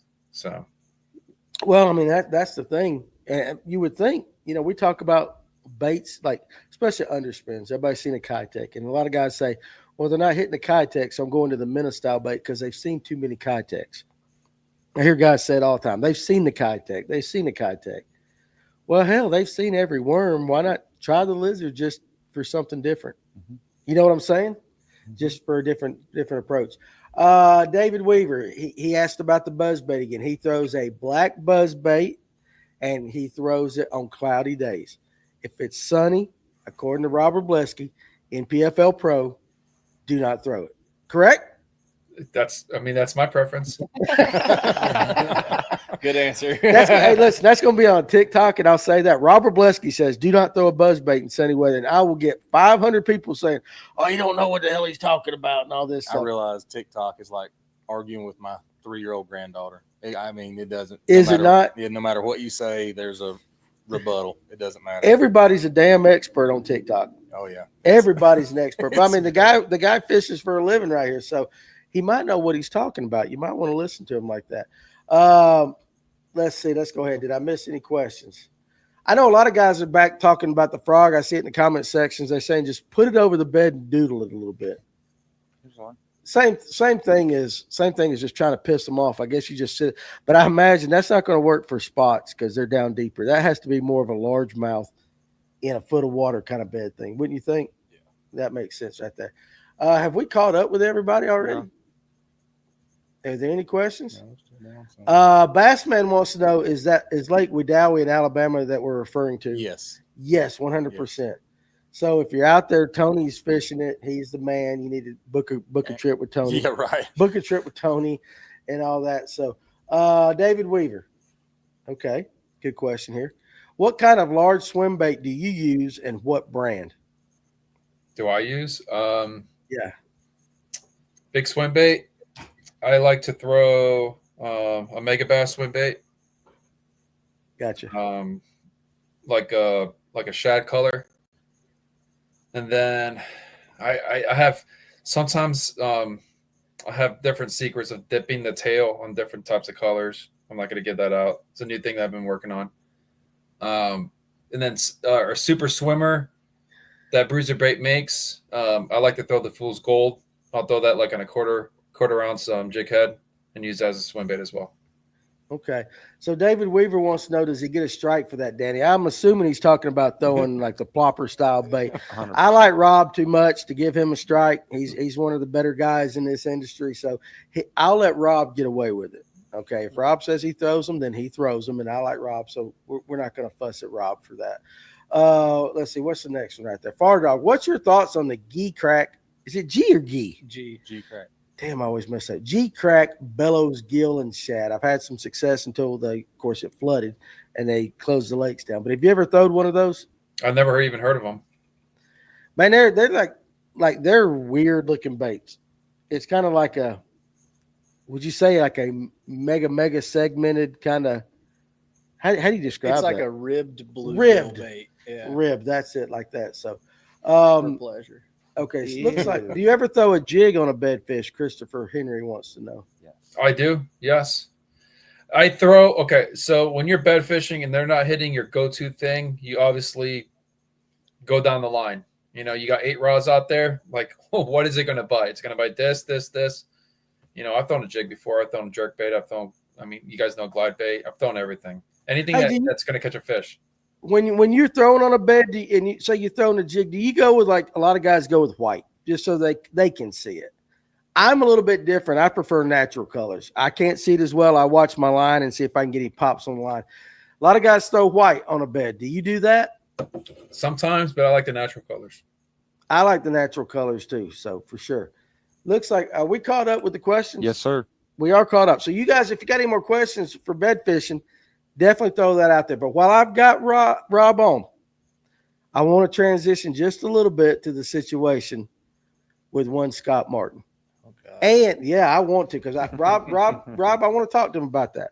And the reason I want to talk to you about that is because you fish the NPFL and you guys got info rules and you got ways that the National Professional Fishing League handles it. So, given the situation, for those that don't know, the man got some information and according to their rules was wrong. What I'm kind of surprised about is a lot of people are really harping on the organization Bass for it. I mean, what's your thoughts about what you got something? Is this the second time it's happened this year, though, right? It this is a with him. separate Yeah, incident. It's the Okay. second time with him. Don't break the rules. What'd you say there, Alex? Don't break the rules. Yeah, it is. I think he played in that gray area a little bit, but I want your thoughts. Why? It's black, bro. I know. Damn, I'm trying to be nice. Yeah. What's your thoughts on that? And granted, you fish a different organization than he does, but you guys have, I'm sure, very similar rules.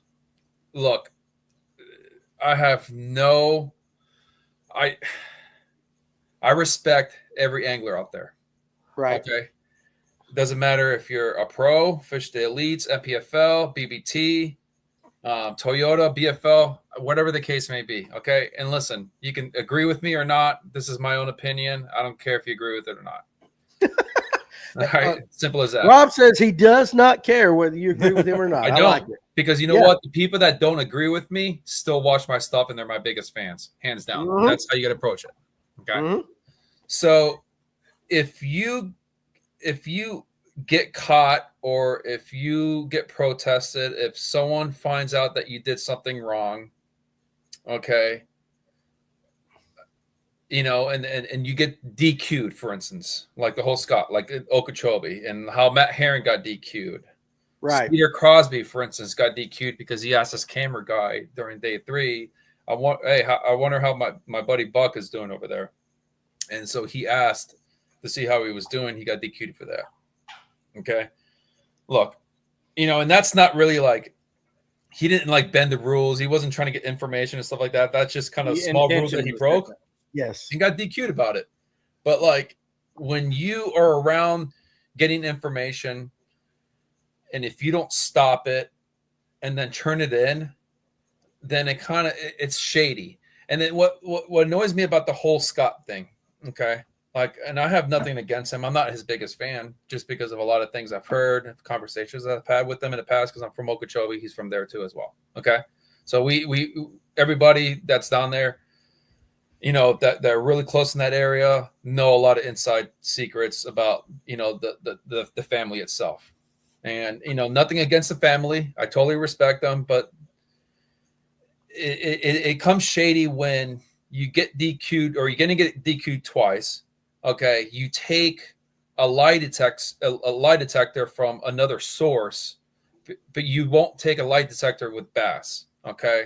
So right then and there, it's like, you're already like, you're hiding something. You don't want to get caught. You don't want to lose your reputation, which I understand. He's one of the best that's been out there, whether he's cheated throughout his career or not. I mean, everybody is entitled to their own opinion. I feel like people back in the day pulled a lot of strings with getting information and try to, you know, sweep things underneath the rug. But, you know, with his case is how he went out, how he didn't take a lie detector test with Bass and everything. I don't think Bass is attacking him. They're just trying to buckle down on these people that are trying to get information. Simple as that. I could be wrong. Like I said, this is my own opinion, but I think it's really shady that he goes online and spills the beans about something. And if you heard the whole conversation, him talking, it's like, it's a bunch of BS to me. Like, he's hiding something. He just doesn't know want the guy, but then my buddy. Yeah. he doesn't It's want his all biggest, he doesn't want his fans, his true fans, to turn him down, because that's what makes his money. But Yeah. at the end of the day, it's shady. And if you don't see that, again, the common sense, if you don't see what's really going on, then you're ignorant, plain and simple. You know, Yeah. and then the people sitting there commenting and talking crap and making, you know, commenting on people posting stories about it and posts and stuff like that.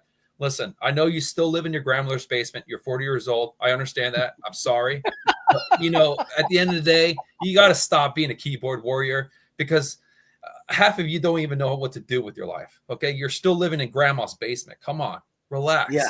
Okay. No. Don't get your panties in a wad. All right.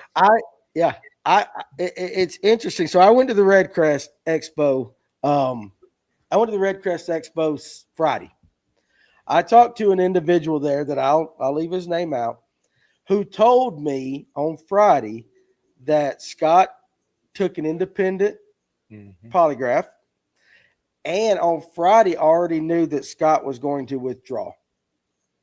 Now that, and again, I won't name that individual. So I knew that Friday before it ever happened. And the individual that I talked to is well into, let's just say, professional anglers. So he told me that, and I believed him 100%. My problem with it is I do kind of, you know, you have some people, some sites saying, well, Bass's polygraph is not this and this polygraph is that. At the end of the day, you're either guilty or you're not. I mean, there's no gray area. You know, and what did you say that he didn't know who he talked to? Why would you talk to somebody you've never known about for information? About the tournament. About the tournament, even though it was And the taking his own polygraph is insane. It's like you don't show up to a drug test and be like, "Hey, I brought my own pee." I brought my own pee. Like, I you got just my own piss and all that. You don't do that. Let me ask you this. So how would the NPFL, like, what's the protest rules in the NPFL? Like, if I know, let's say you came into my shop, you solicited information from me about Lanier. I gave you the information, or I heard a guy give you information. Let's say I heard another guy give you information, and I knew that was wrong. What would be the direction that I would take to protest you? How does that work with your league? You would have to go to like Al, Paul, one of them, and say, "Listen, this is what I heard. This is what I seen with my own two eyes. Rob was getting information, was asking information about Lake Lanier on this coming up event. I'm just letting you know. This is what I saw. I believe doing the right way, and he was doing the wrong. Okay. So what they would do is probably contact me and ask me, "Hey, listen, Rob, we got some reliable source that you got information on this date at this place and everything discussing Lanier. Is that true?" If I deny it, then probably they're going to be like, "Okay, we would like to have you to do a lie detector test." So then I would have to do a lie detector test, most likely. I think that's how it goes. I've never been in a situation because I do things the right way. Okay, just to let everybody know, I do things the right way. That's right, baby. That's right. But let me ask you this. So I think that's the route that they end up going. And then you come in, take the lie detector test, and then whether you pass or not, if you don't pass, you get DQ'd. If you do pass, then you should be good. But it's still like it's that gray area. I mean, you don't want to be that guy. Listen, I know a lot of stuff that goes on even behind the scenes of MPFL that I can probably go ahead and protest a handful of anglers that have done some shady stuff in the past. But I believe in karma. Yeah. And I believe, like, if I'm going to go ahead and protest you, something like that, I feel like it's just going to backfire and hit me in the rear end. So I just kind of keep it cool and just do my own thing, unless it really affects the way I get paid. You know, and if I see something really, really like that's damaging the way I do things, then I'm going to go ahead and protest and tell you and spill the beans. But other than that, I try to just keep the distance. I believe in karma big time. I just don't want to be that one person that, you know, tattletales on one person and then it just ends up backfiring on me. So that's just how I approach things. Let me ask you this question. Should the name of the person doing the protesting be made public, in your opinion? Yes. Yeah. Because that's the one thing. Because do we know who actually protested, Scott? We don't know. It's not public. We know, but it's not to the public. Okay, why is it not made to the public? Why is Bass keeping those people? Because that guy doesn't want the guy is going to get repercussions from the public. People are going to hash down and attack them, whether it's on social media, send them hate mail, whatever the case may be. I mean, they don't want. Go ahead. Yeah, but they're telling the truth. But if they're telling the truth, the guy did something wrong. Why should the public really? Think about the kid that tattled in school. The tattletale got beat up afterwards. He did, but we're supposed to be in a society now that doesn't happen. I'm just throwing it. I'm playing devil's advocate here. Yeah. I'm playing devil's. Personally, I think the info rule is stupid. I think you guys should be able to get whatever information you want as long as money does not exchange hands. I like the info rule. I think it establishes you like that baseline. I like it. Yeah, I like it. I'm glad we don't have any information. You know, when we're given till like the beginning of the year to, let's say I decide to join the MPFL. It's in October. I signed my contract. I'm in. I got to the end of the year to get the information. If you can't get enough information for this next couple months and you're still trying to get information afterwards, you're a joke, period. Like, you're given a time, you're given a date to stop getting information, and that's it. Just play by the rules. You know, and people, there's so much shady stuff that happens, especially guys in the BPT that have big names, huge names, okay, that have gotten in trouble in the past. And since they're such big names, you know, and they're a specific brand that's part of BBT, they just got a slap in the wrist. Here's a fine. We won't even announce it during public, you know.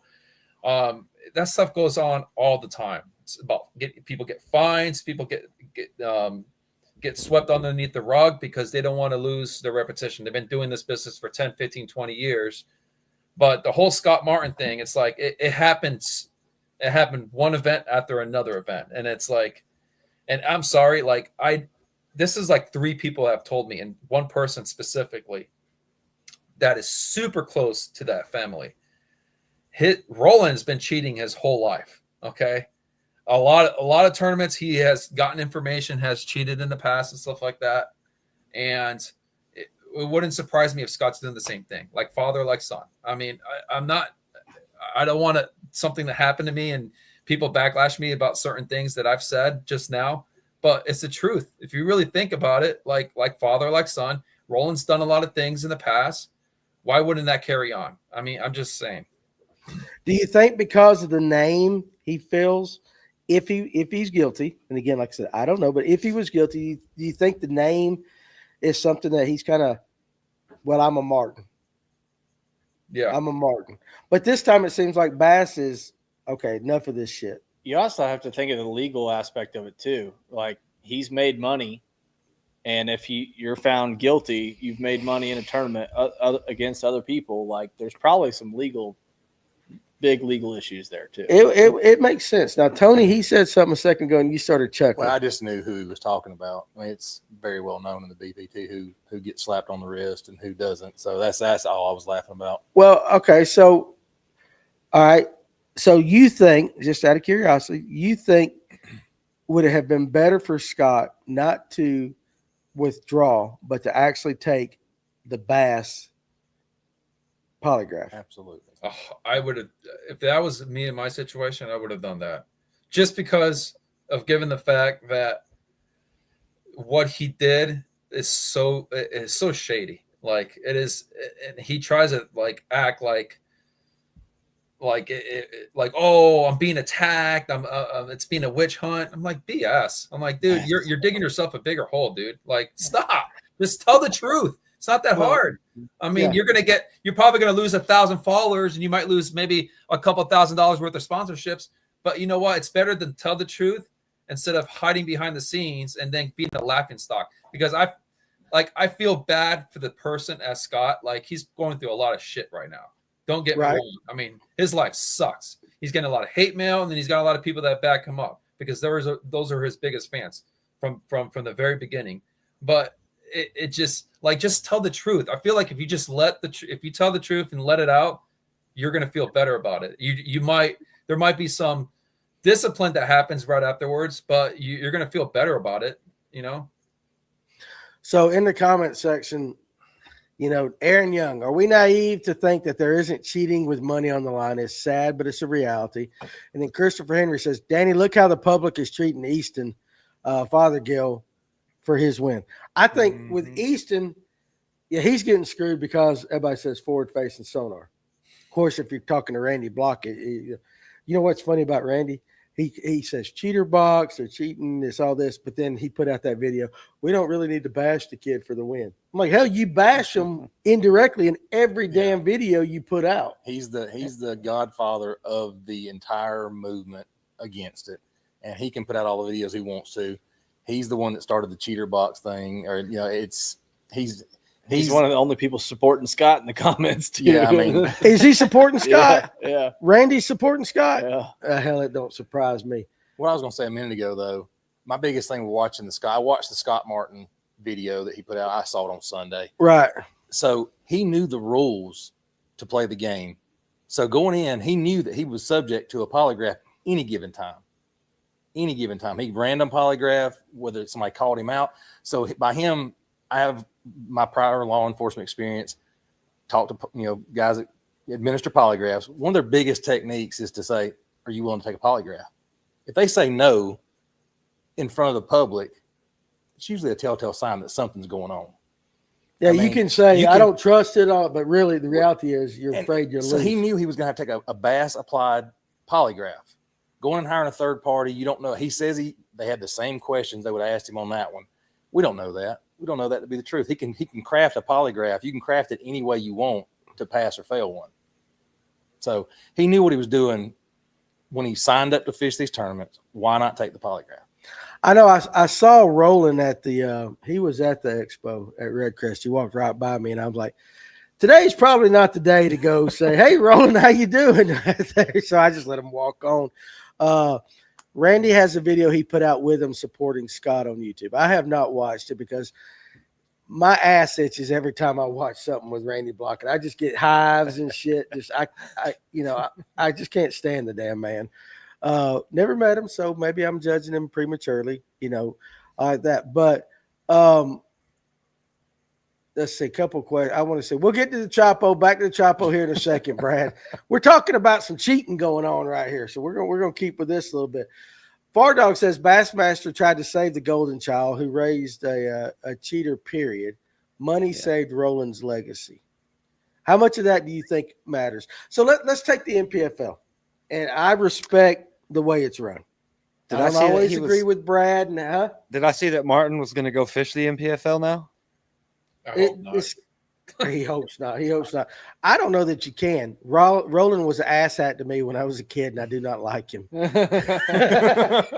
I've never met the guy, and I've never met Scott, but I do think that your video now has proven true that Hillary's got a better shot to get to the Classic now than he I does. told you, man. Yeah, I so knew. different reasons.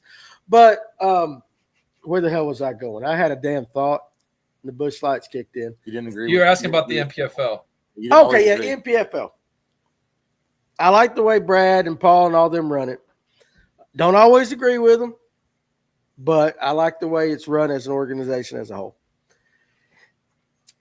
Do you think what would their response be to somebody that has done something like Scott, that says, "Oh, I went and got my own independent. It's a witch hunt, a lot of D, yada yada yada, all that stuff." How do you think Brad Fuller would respond to something like that? Dude, Brad Fuller is a hard ass. Like He is a hard ass. I He know. is. That's some guy I would not want to mess with at all. I don't care how old he's getting. I'm not saying he's getting old, but I mean, I would not want to mess with him. I don't know. I don't know how to answer that question for you. He Sure, would. well, Okay, we'll so take that this is too. what he would do. He Yeah. would lay down the law just like how it should have been, and if you don't obey it, you're out. Period. There's no what if this, what if that. No, like if you're caught and you decide to not take a lie detector test, you get a third party to do it. No, that's not how it works. We do it this way, and if you don't obey by the rules, we'll cut you. Plain and simple. That's the way it should be. I mean, it's Yeah, cut and dry exactly. at that point. It's Yeah, cut you- and dry at that point. Yeah, you may not agree with Brad, but he's pretty much here's the way I think on it. This is what it is. If you don't like it, get the hell on. Well, I mean, we'll go back to Scott saying that, he's being targeted or whatever. If you dance in the gray, there's a chance that you step over that line. I mean, if you're willing to get that close, I mean, hey, some people say if you ain't, not cheating, you're not trying kind of thing. But if you're willing to get that close to the line where somebody goes, I question whether or not you're doing this legal by the rules, you're going to get, they're going to, protest you. You Yeah. take that chance. So he knew what he Especially was, if you're winning. and if you're winning, I mean, Well, that's a bad thing. When's the last time Scott?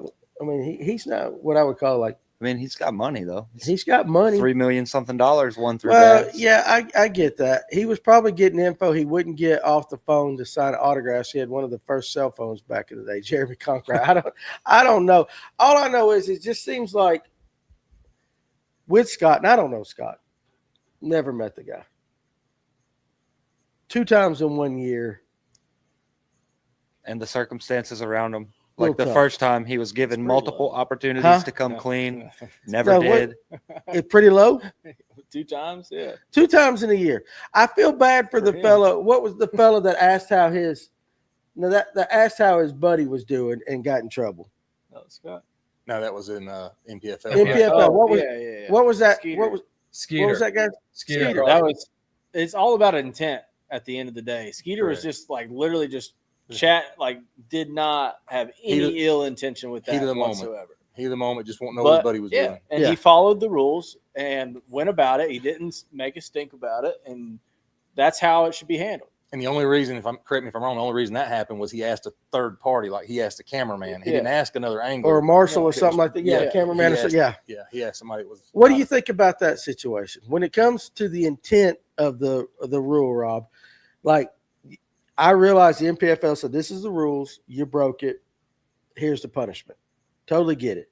But just, I mean, what do you feel about that? Could they kind of change that rule a little bit where the intent is as important as the actual question you're trying to find out?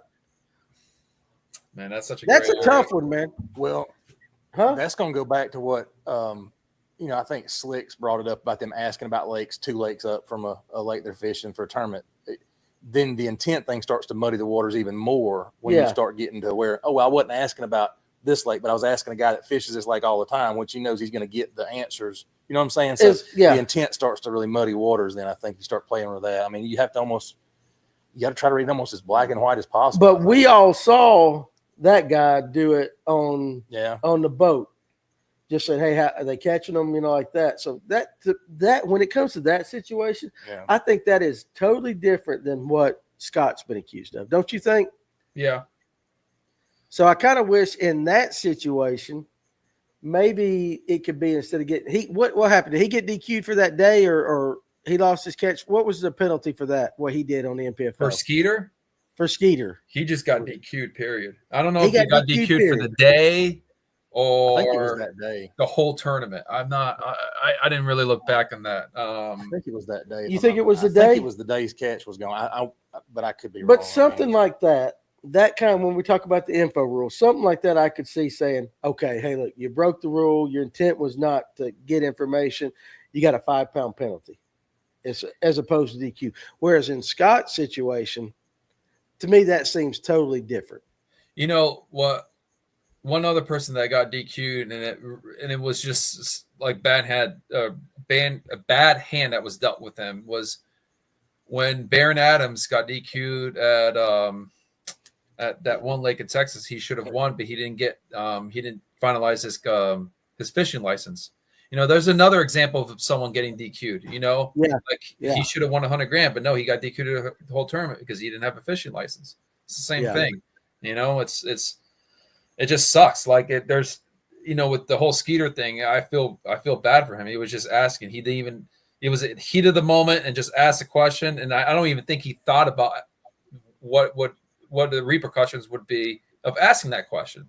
So, but the whole Scott thing, he knew. Look, he asked a guy that he never even met before. Okay. Like, let me ask you this. If you're Scott Martin, or Jacob Wheeler, or Dustin Connell, or a high-end angler, why would you ask a random person that you've never met before information about a body of water that's hundreds of miles away? Like, why would you even have a conversation with that guy to begin with? If you are who you are, like, if I'm a third party, ask those questions. That's already a gray area. As soon as he started talking about that, I'm like, dude, you're done. I agree with that. Pull up Trent's comment. Right there. And so, Trent, I do agree with you. Here's the problem with that situation. Skeeter getting an answer to his question now tells him an area and a technique that is producing or not. I know Skeeter wasn't trying to do that, but the call was correct. Agree with you on that. I just think the penalty with the intent, like you said, you knew he wasn't doing that, shouldn't have been a total DQ for the day. I get that's the NPFL rules 100%, but the intent on him and the intent on what you just described as far as what Scott did, to me, is 2 totally different areas.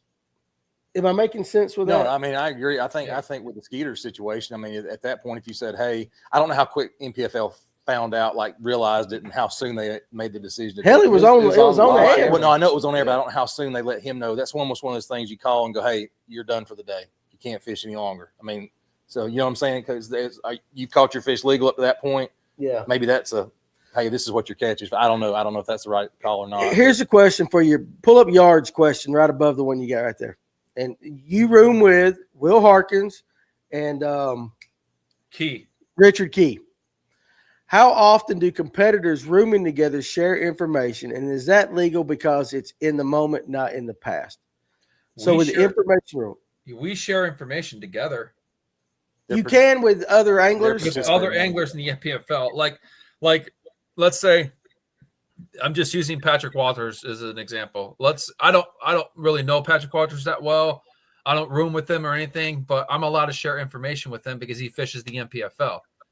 but I can't share information with you, Danny. Like, let's say you're my camera guy for that week and during an MPFL event, and you can't give me, oh, I heard a fish jump in the back during the day. Like, I can't listen to that. Like, you can't even tell me any of that crap. You know what I mean? Right. I just got to ignore it and keep going, Pull Trent's next comment up. The advantage he had in that scenario, we're talking about Skeeter again, was that the camera was on him. The other 100-something anglers didn't have the camera boat to ask the same question. Again, I know Skeeter wasn't trying to do anything deliberate, but the call was correct. Yeah, listen, I agree with you. I'm not arguing the call. I'm just arguing the penalty. Yeah. But it's like Crankin and Yankin says, if there's a rule, it has to be black and white. Nothing can be left up to interpretation. Yeah, and that's what's kind of in that information rule. Yeah. But I think it's as black as white as it could possibly get. it is kind of black It and is. white. You think you're right? Clint, you're absolutely right. It's either there's no information, there's no information. There's no way around it. But people still, here's another thing too with this no information. There's a lot of anglers out there that probably get, there's a handful of people that still get information. Everybody does, okay? But those are the guys that, like, they don't win. They maybe get in the top 10. They get checks. They just break even. They're like the guys that slip underneath the rug. I mean, there's guys out there that still do that. We will never know until they get caught. Plain and simple. It's a very interesting situation. And of course, with today's social media, it's like everybody knows within 5 minutes of what's going on. And then you get every Yahoo with a YouTube channel or something throwing out information that may or may not be correct, which is why we like to sit back and just kind of listen. And like tonight, really, all we're getting is your opinions on it. Because I wasn't there. I don't know. Have you watched the Scott Martin video? I have watched the Scott Martin video. Damage control is the words that come to my mind. But I think he would have been better off taking the polygraph test for bass. But then if he fails that, then it's like, but that's the second time in 1 year. And I follow the MPFL. I follow bass a little bit. Didn't the anglers vote for more polygraph though? Yeah, They did. Oh, they Everybody did. wanted that. Yeah. And they still want it. Like, I don't think the anglers are that mad that this is happening. I really don't think the anglers think this gives, like Lee Livesey was talking about it on a podcast. He's like, yeah, it might give us a little bit of a black eye for right now, but he's like, everybody's tightening up. He's like, it's helping the game ultimately. And yeah, it's not going to look good when you start seeing people get popped, but the 1% of the guys in the field that are cheating are going to get popped by the end of the year. And then the ship's going to be right, or at least a lot closer in the right direction that it should be headed. Yeah. Like exactly. you think about having a strict teacher and everybody's straightened up, and then the substitute comes in and things get a little loose, right? And then people start breaking rules, getting away with stuff because the substitute teacher's a little soft. And then as soon as that teacher comes back in, things start tightening up. I mean, that's what's happening.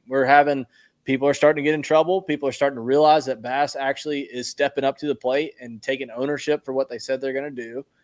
And I think it's the right move. And I think it's happening across, at least in bass and MPFL. I don't know anything about MLF if they're actually shaping up anything. But I would say that I think Bassmaster is trying to enforce it. MPFL is doing a good job of enforcing it as well. And it's only going to get better. Yeah, it might look bad in Facebook comments, but how much is that really the truth? How much are the people that are making these negative comments in Facebook, how much value do they actually have to these couple hundred pros that are actually influenced by this decision? Is Johnny G holding up a catfish with a pair of pliers?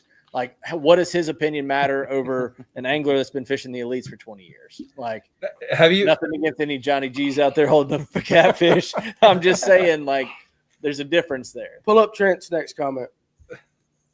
And I assume this is Trent Palmer. I think so. Yeah. So there's a reason you don't see any anglers defending him. The anglers vote for more truth verifications. Bass is doing it right by coming down on these anglers. Long term, it's better for the sport. So the anglers voted for more. So But I see in the comments. Johnny G. Sorry, John. Oh, yeah, John G. Wilson. We ain't talking about you, I'm baby. not talking about you. We ain't dude. talking about John G. John G's No. like, what the hell did He's I like, do? dang it. He's like, damn, I catch bass. He I ain't just- hold up no catfish. He just went out the kayak and threw the grippers away. Yeah, yeah. He's like, Ain't no more grippers in his in kayak. kayak. But what do you Sorry. think, Rob, about all the negative comments that are being hurled at Bass because they're a Scott Martin supporter? Have you ever took the time and looked at people's? I know you guys look at people's negative comments. Have you ever took the time and clicked their profiles That's what I'm talking about. and check and see like who they really are? Like they're Yeah. a bunch of losers. 60% of them, if not more. I mean, like I mentioned, like most of them live with their mom or grandma still in their basement. I mean, they're 40, 50 years old.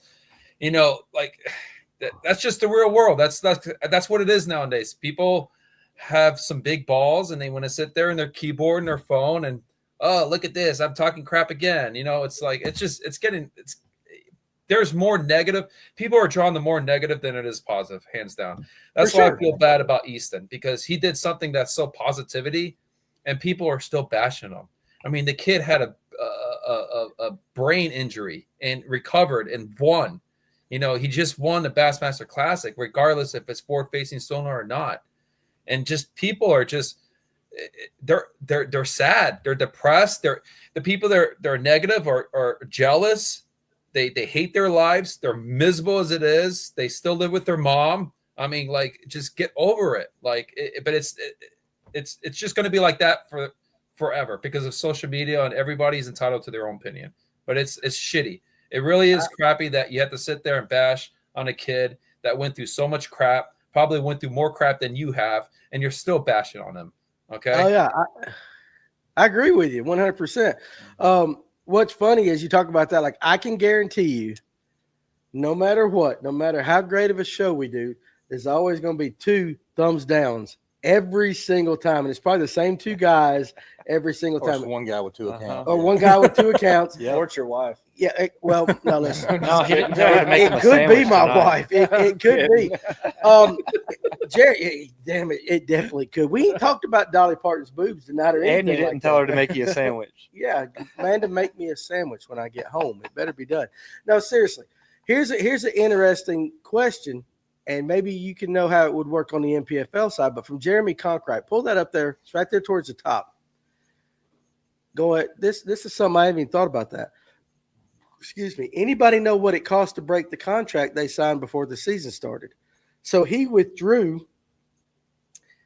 Is that money taken out of the pots for future tournaments? Like, if you withdrew from the NPFL tomorrow, is there any repercussions?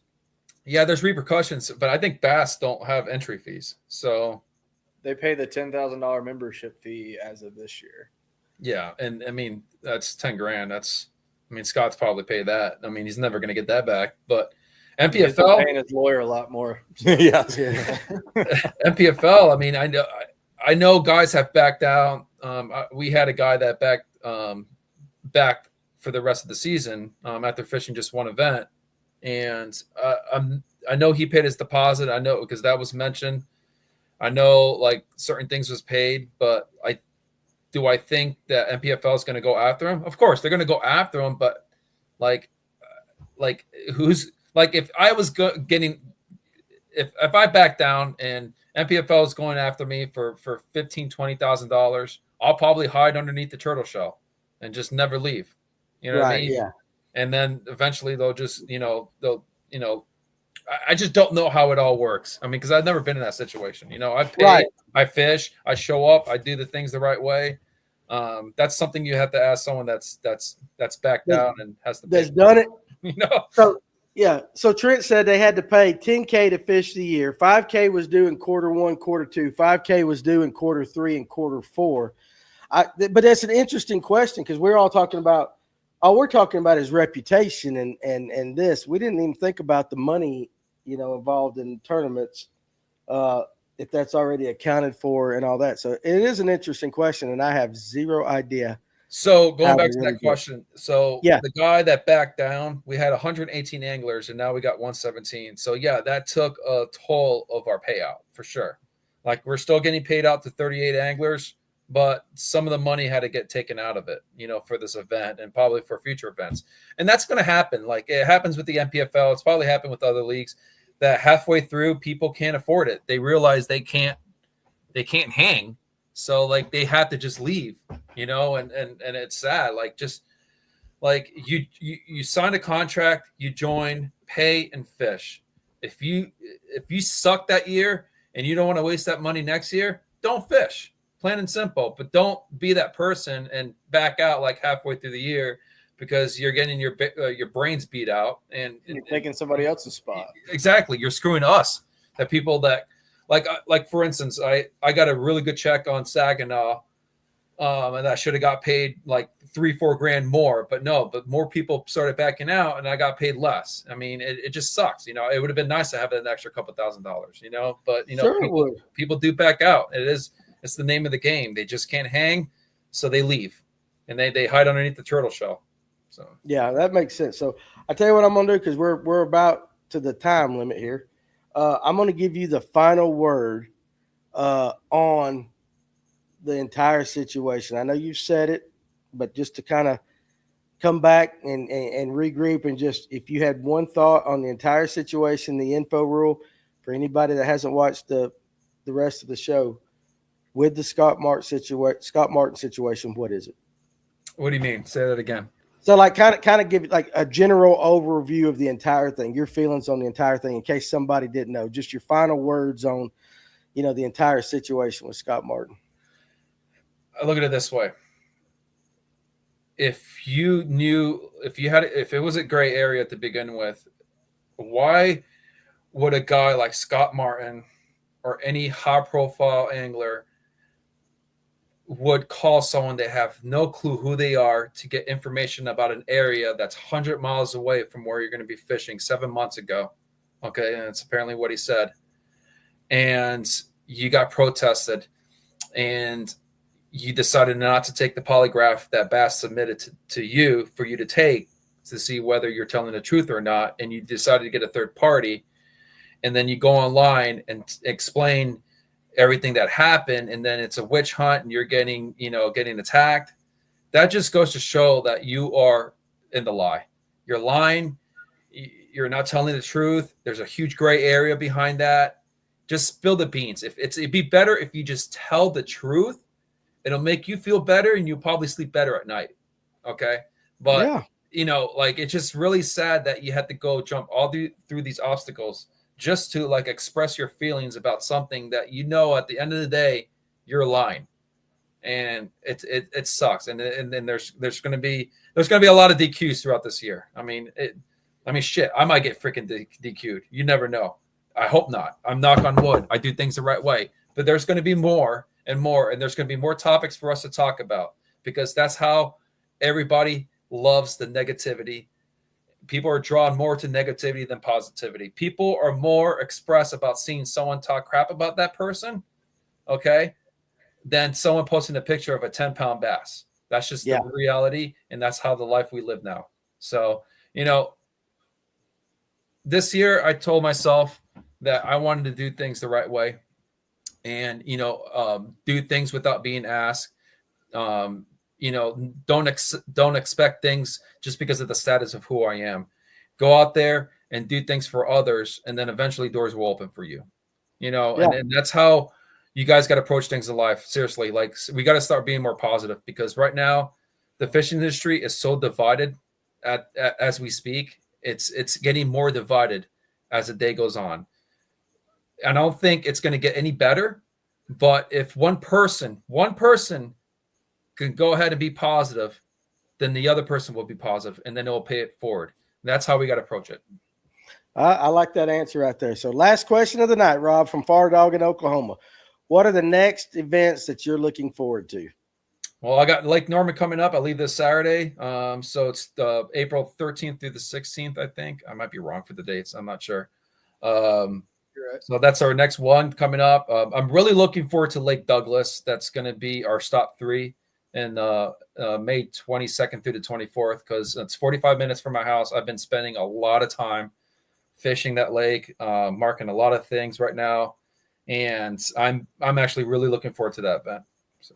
Well, That's absolutely awesome. Well, Rob, you know I love you, dude. I appreciate you jumping on with us tonight, and I appreciate you being honest. Just saying how you feel, and it is what it is at that point. So, always a pleasure when you guys, you come on. Will that group, your household? I love every one of you guys, and you're always very good with the information. We did talk about that. We did talk some fishing earlier, but just getting your take on this. I know you think. It's a pretty serious subject, and I know how you feel about it and everything. So appreciate you doing that. For people that might want to follow you that don't now, where can they find you out on your social media? You can find me on all platforms, Facebook, Instagram, TikTok, Robert Wroblewski, Rob Wroblewski Fishing. I'm doing a really, really cool giveaway. So I need you guys. I really, really need all you guys to step up. So go on my Instagram. It's a video that I just posted about a couple videos ago. Check it out. It's a giveaway. I'm giving away a 4-blade stealth lure A-rig, which is a $50 A-rig. I'm also giving a G2 arc fishing reel. What's so funny, Danny? Spell Hog Wild Fishing. Go spell that last name out. That's WROBLEWSKI. Did I get it right? You got it right. Yeah. Okay. WROBLEWSKI. Okay. And so just follow the rules on my giveaway. It's a 4-blade stealth lure of A-rig for $50. I'm giving away a brand new G2 arc reel. That's a $100 reel. I'm also giving away the Randall Tharp's 2024 series, a B Hitty rod as well. And I'm also giving away a bunch of packs of lures. It's a $300 giveaway. So please just go help me out. Follow me on Instagram, Facebook, TikTok. Tag everybody, have them follow me, and let's see if we can get that my goal. So the video explains it itself. So perfect. Yes, Hog Wild Fishing. That is how you spell that name. No, there's no O. He added an extra O in there. So BEL. Hell, I'm trying to read it and I can't. Don't put the O. Don't put the O after the L. It's not Wroblewski. It's Robles. God dang it! It's probably in the video description, right? Down at the It bottom. is in the video description. Look in the right video there. description down below. Just type it. Yeah, just type it. He'll come up. So, Rob, anyway, dude, thank you for jumping on with us tonight. I knew when I called you this morning to see if you could, and you said, yeah, I knew you was going to. Of So, course. like, I'm always down to talk crap with you. I know. I always can count on you, and you're one of my favorite anglers out there. So he goes, I'll find it. Hell, we can't spell nothing. That's why I said that when you did the question of the night. Hell, I can't even spell it. So anyway, Rob, hey, good luck to you, dog. We'll be in touch with you and keep on kicking ass. All right, buddy? Sounds good, buddy. I appreciate it. Thanks for having me on. All right. And so again, Tony and Clint and Alex, appreciate you guys coming up. And you guys in the comments section tonight. Very interesting show. Rob is, he's got his opinions. He's not afraid to throw them out there. So you guys can keep going in the comment section or in the description of the video. You guys can keep it going. If you listen to this at a later time, hey, put down what you think about everything. And make sure if you're watching on YouTube, like and subscribe, do all those things that the cool kids do. And we will see you Thursday night with another great show. You guys be good, and we'll see you on the next one.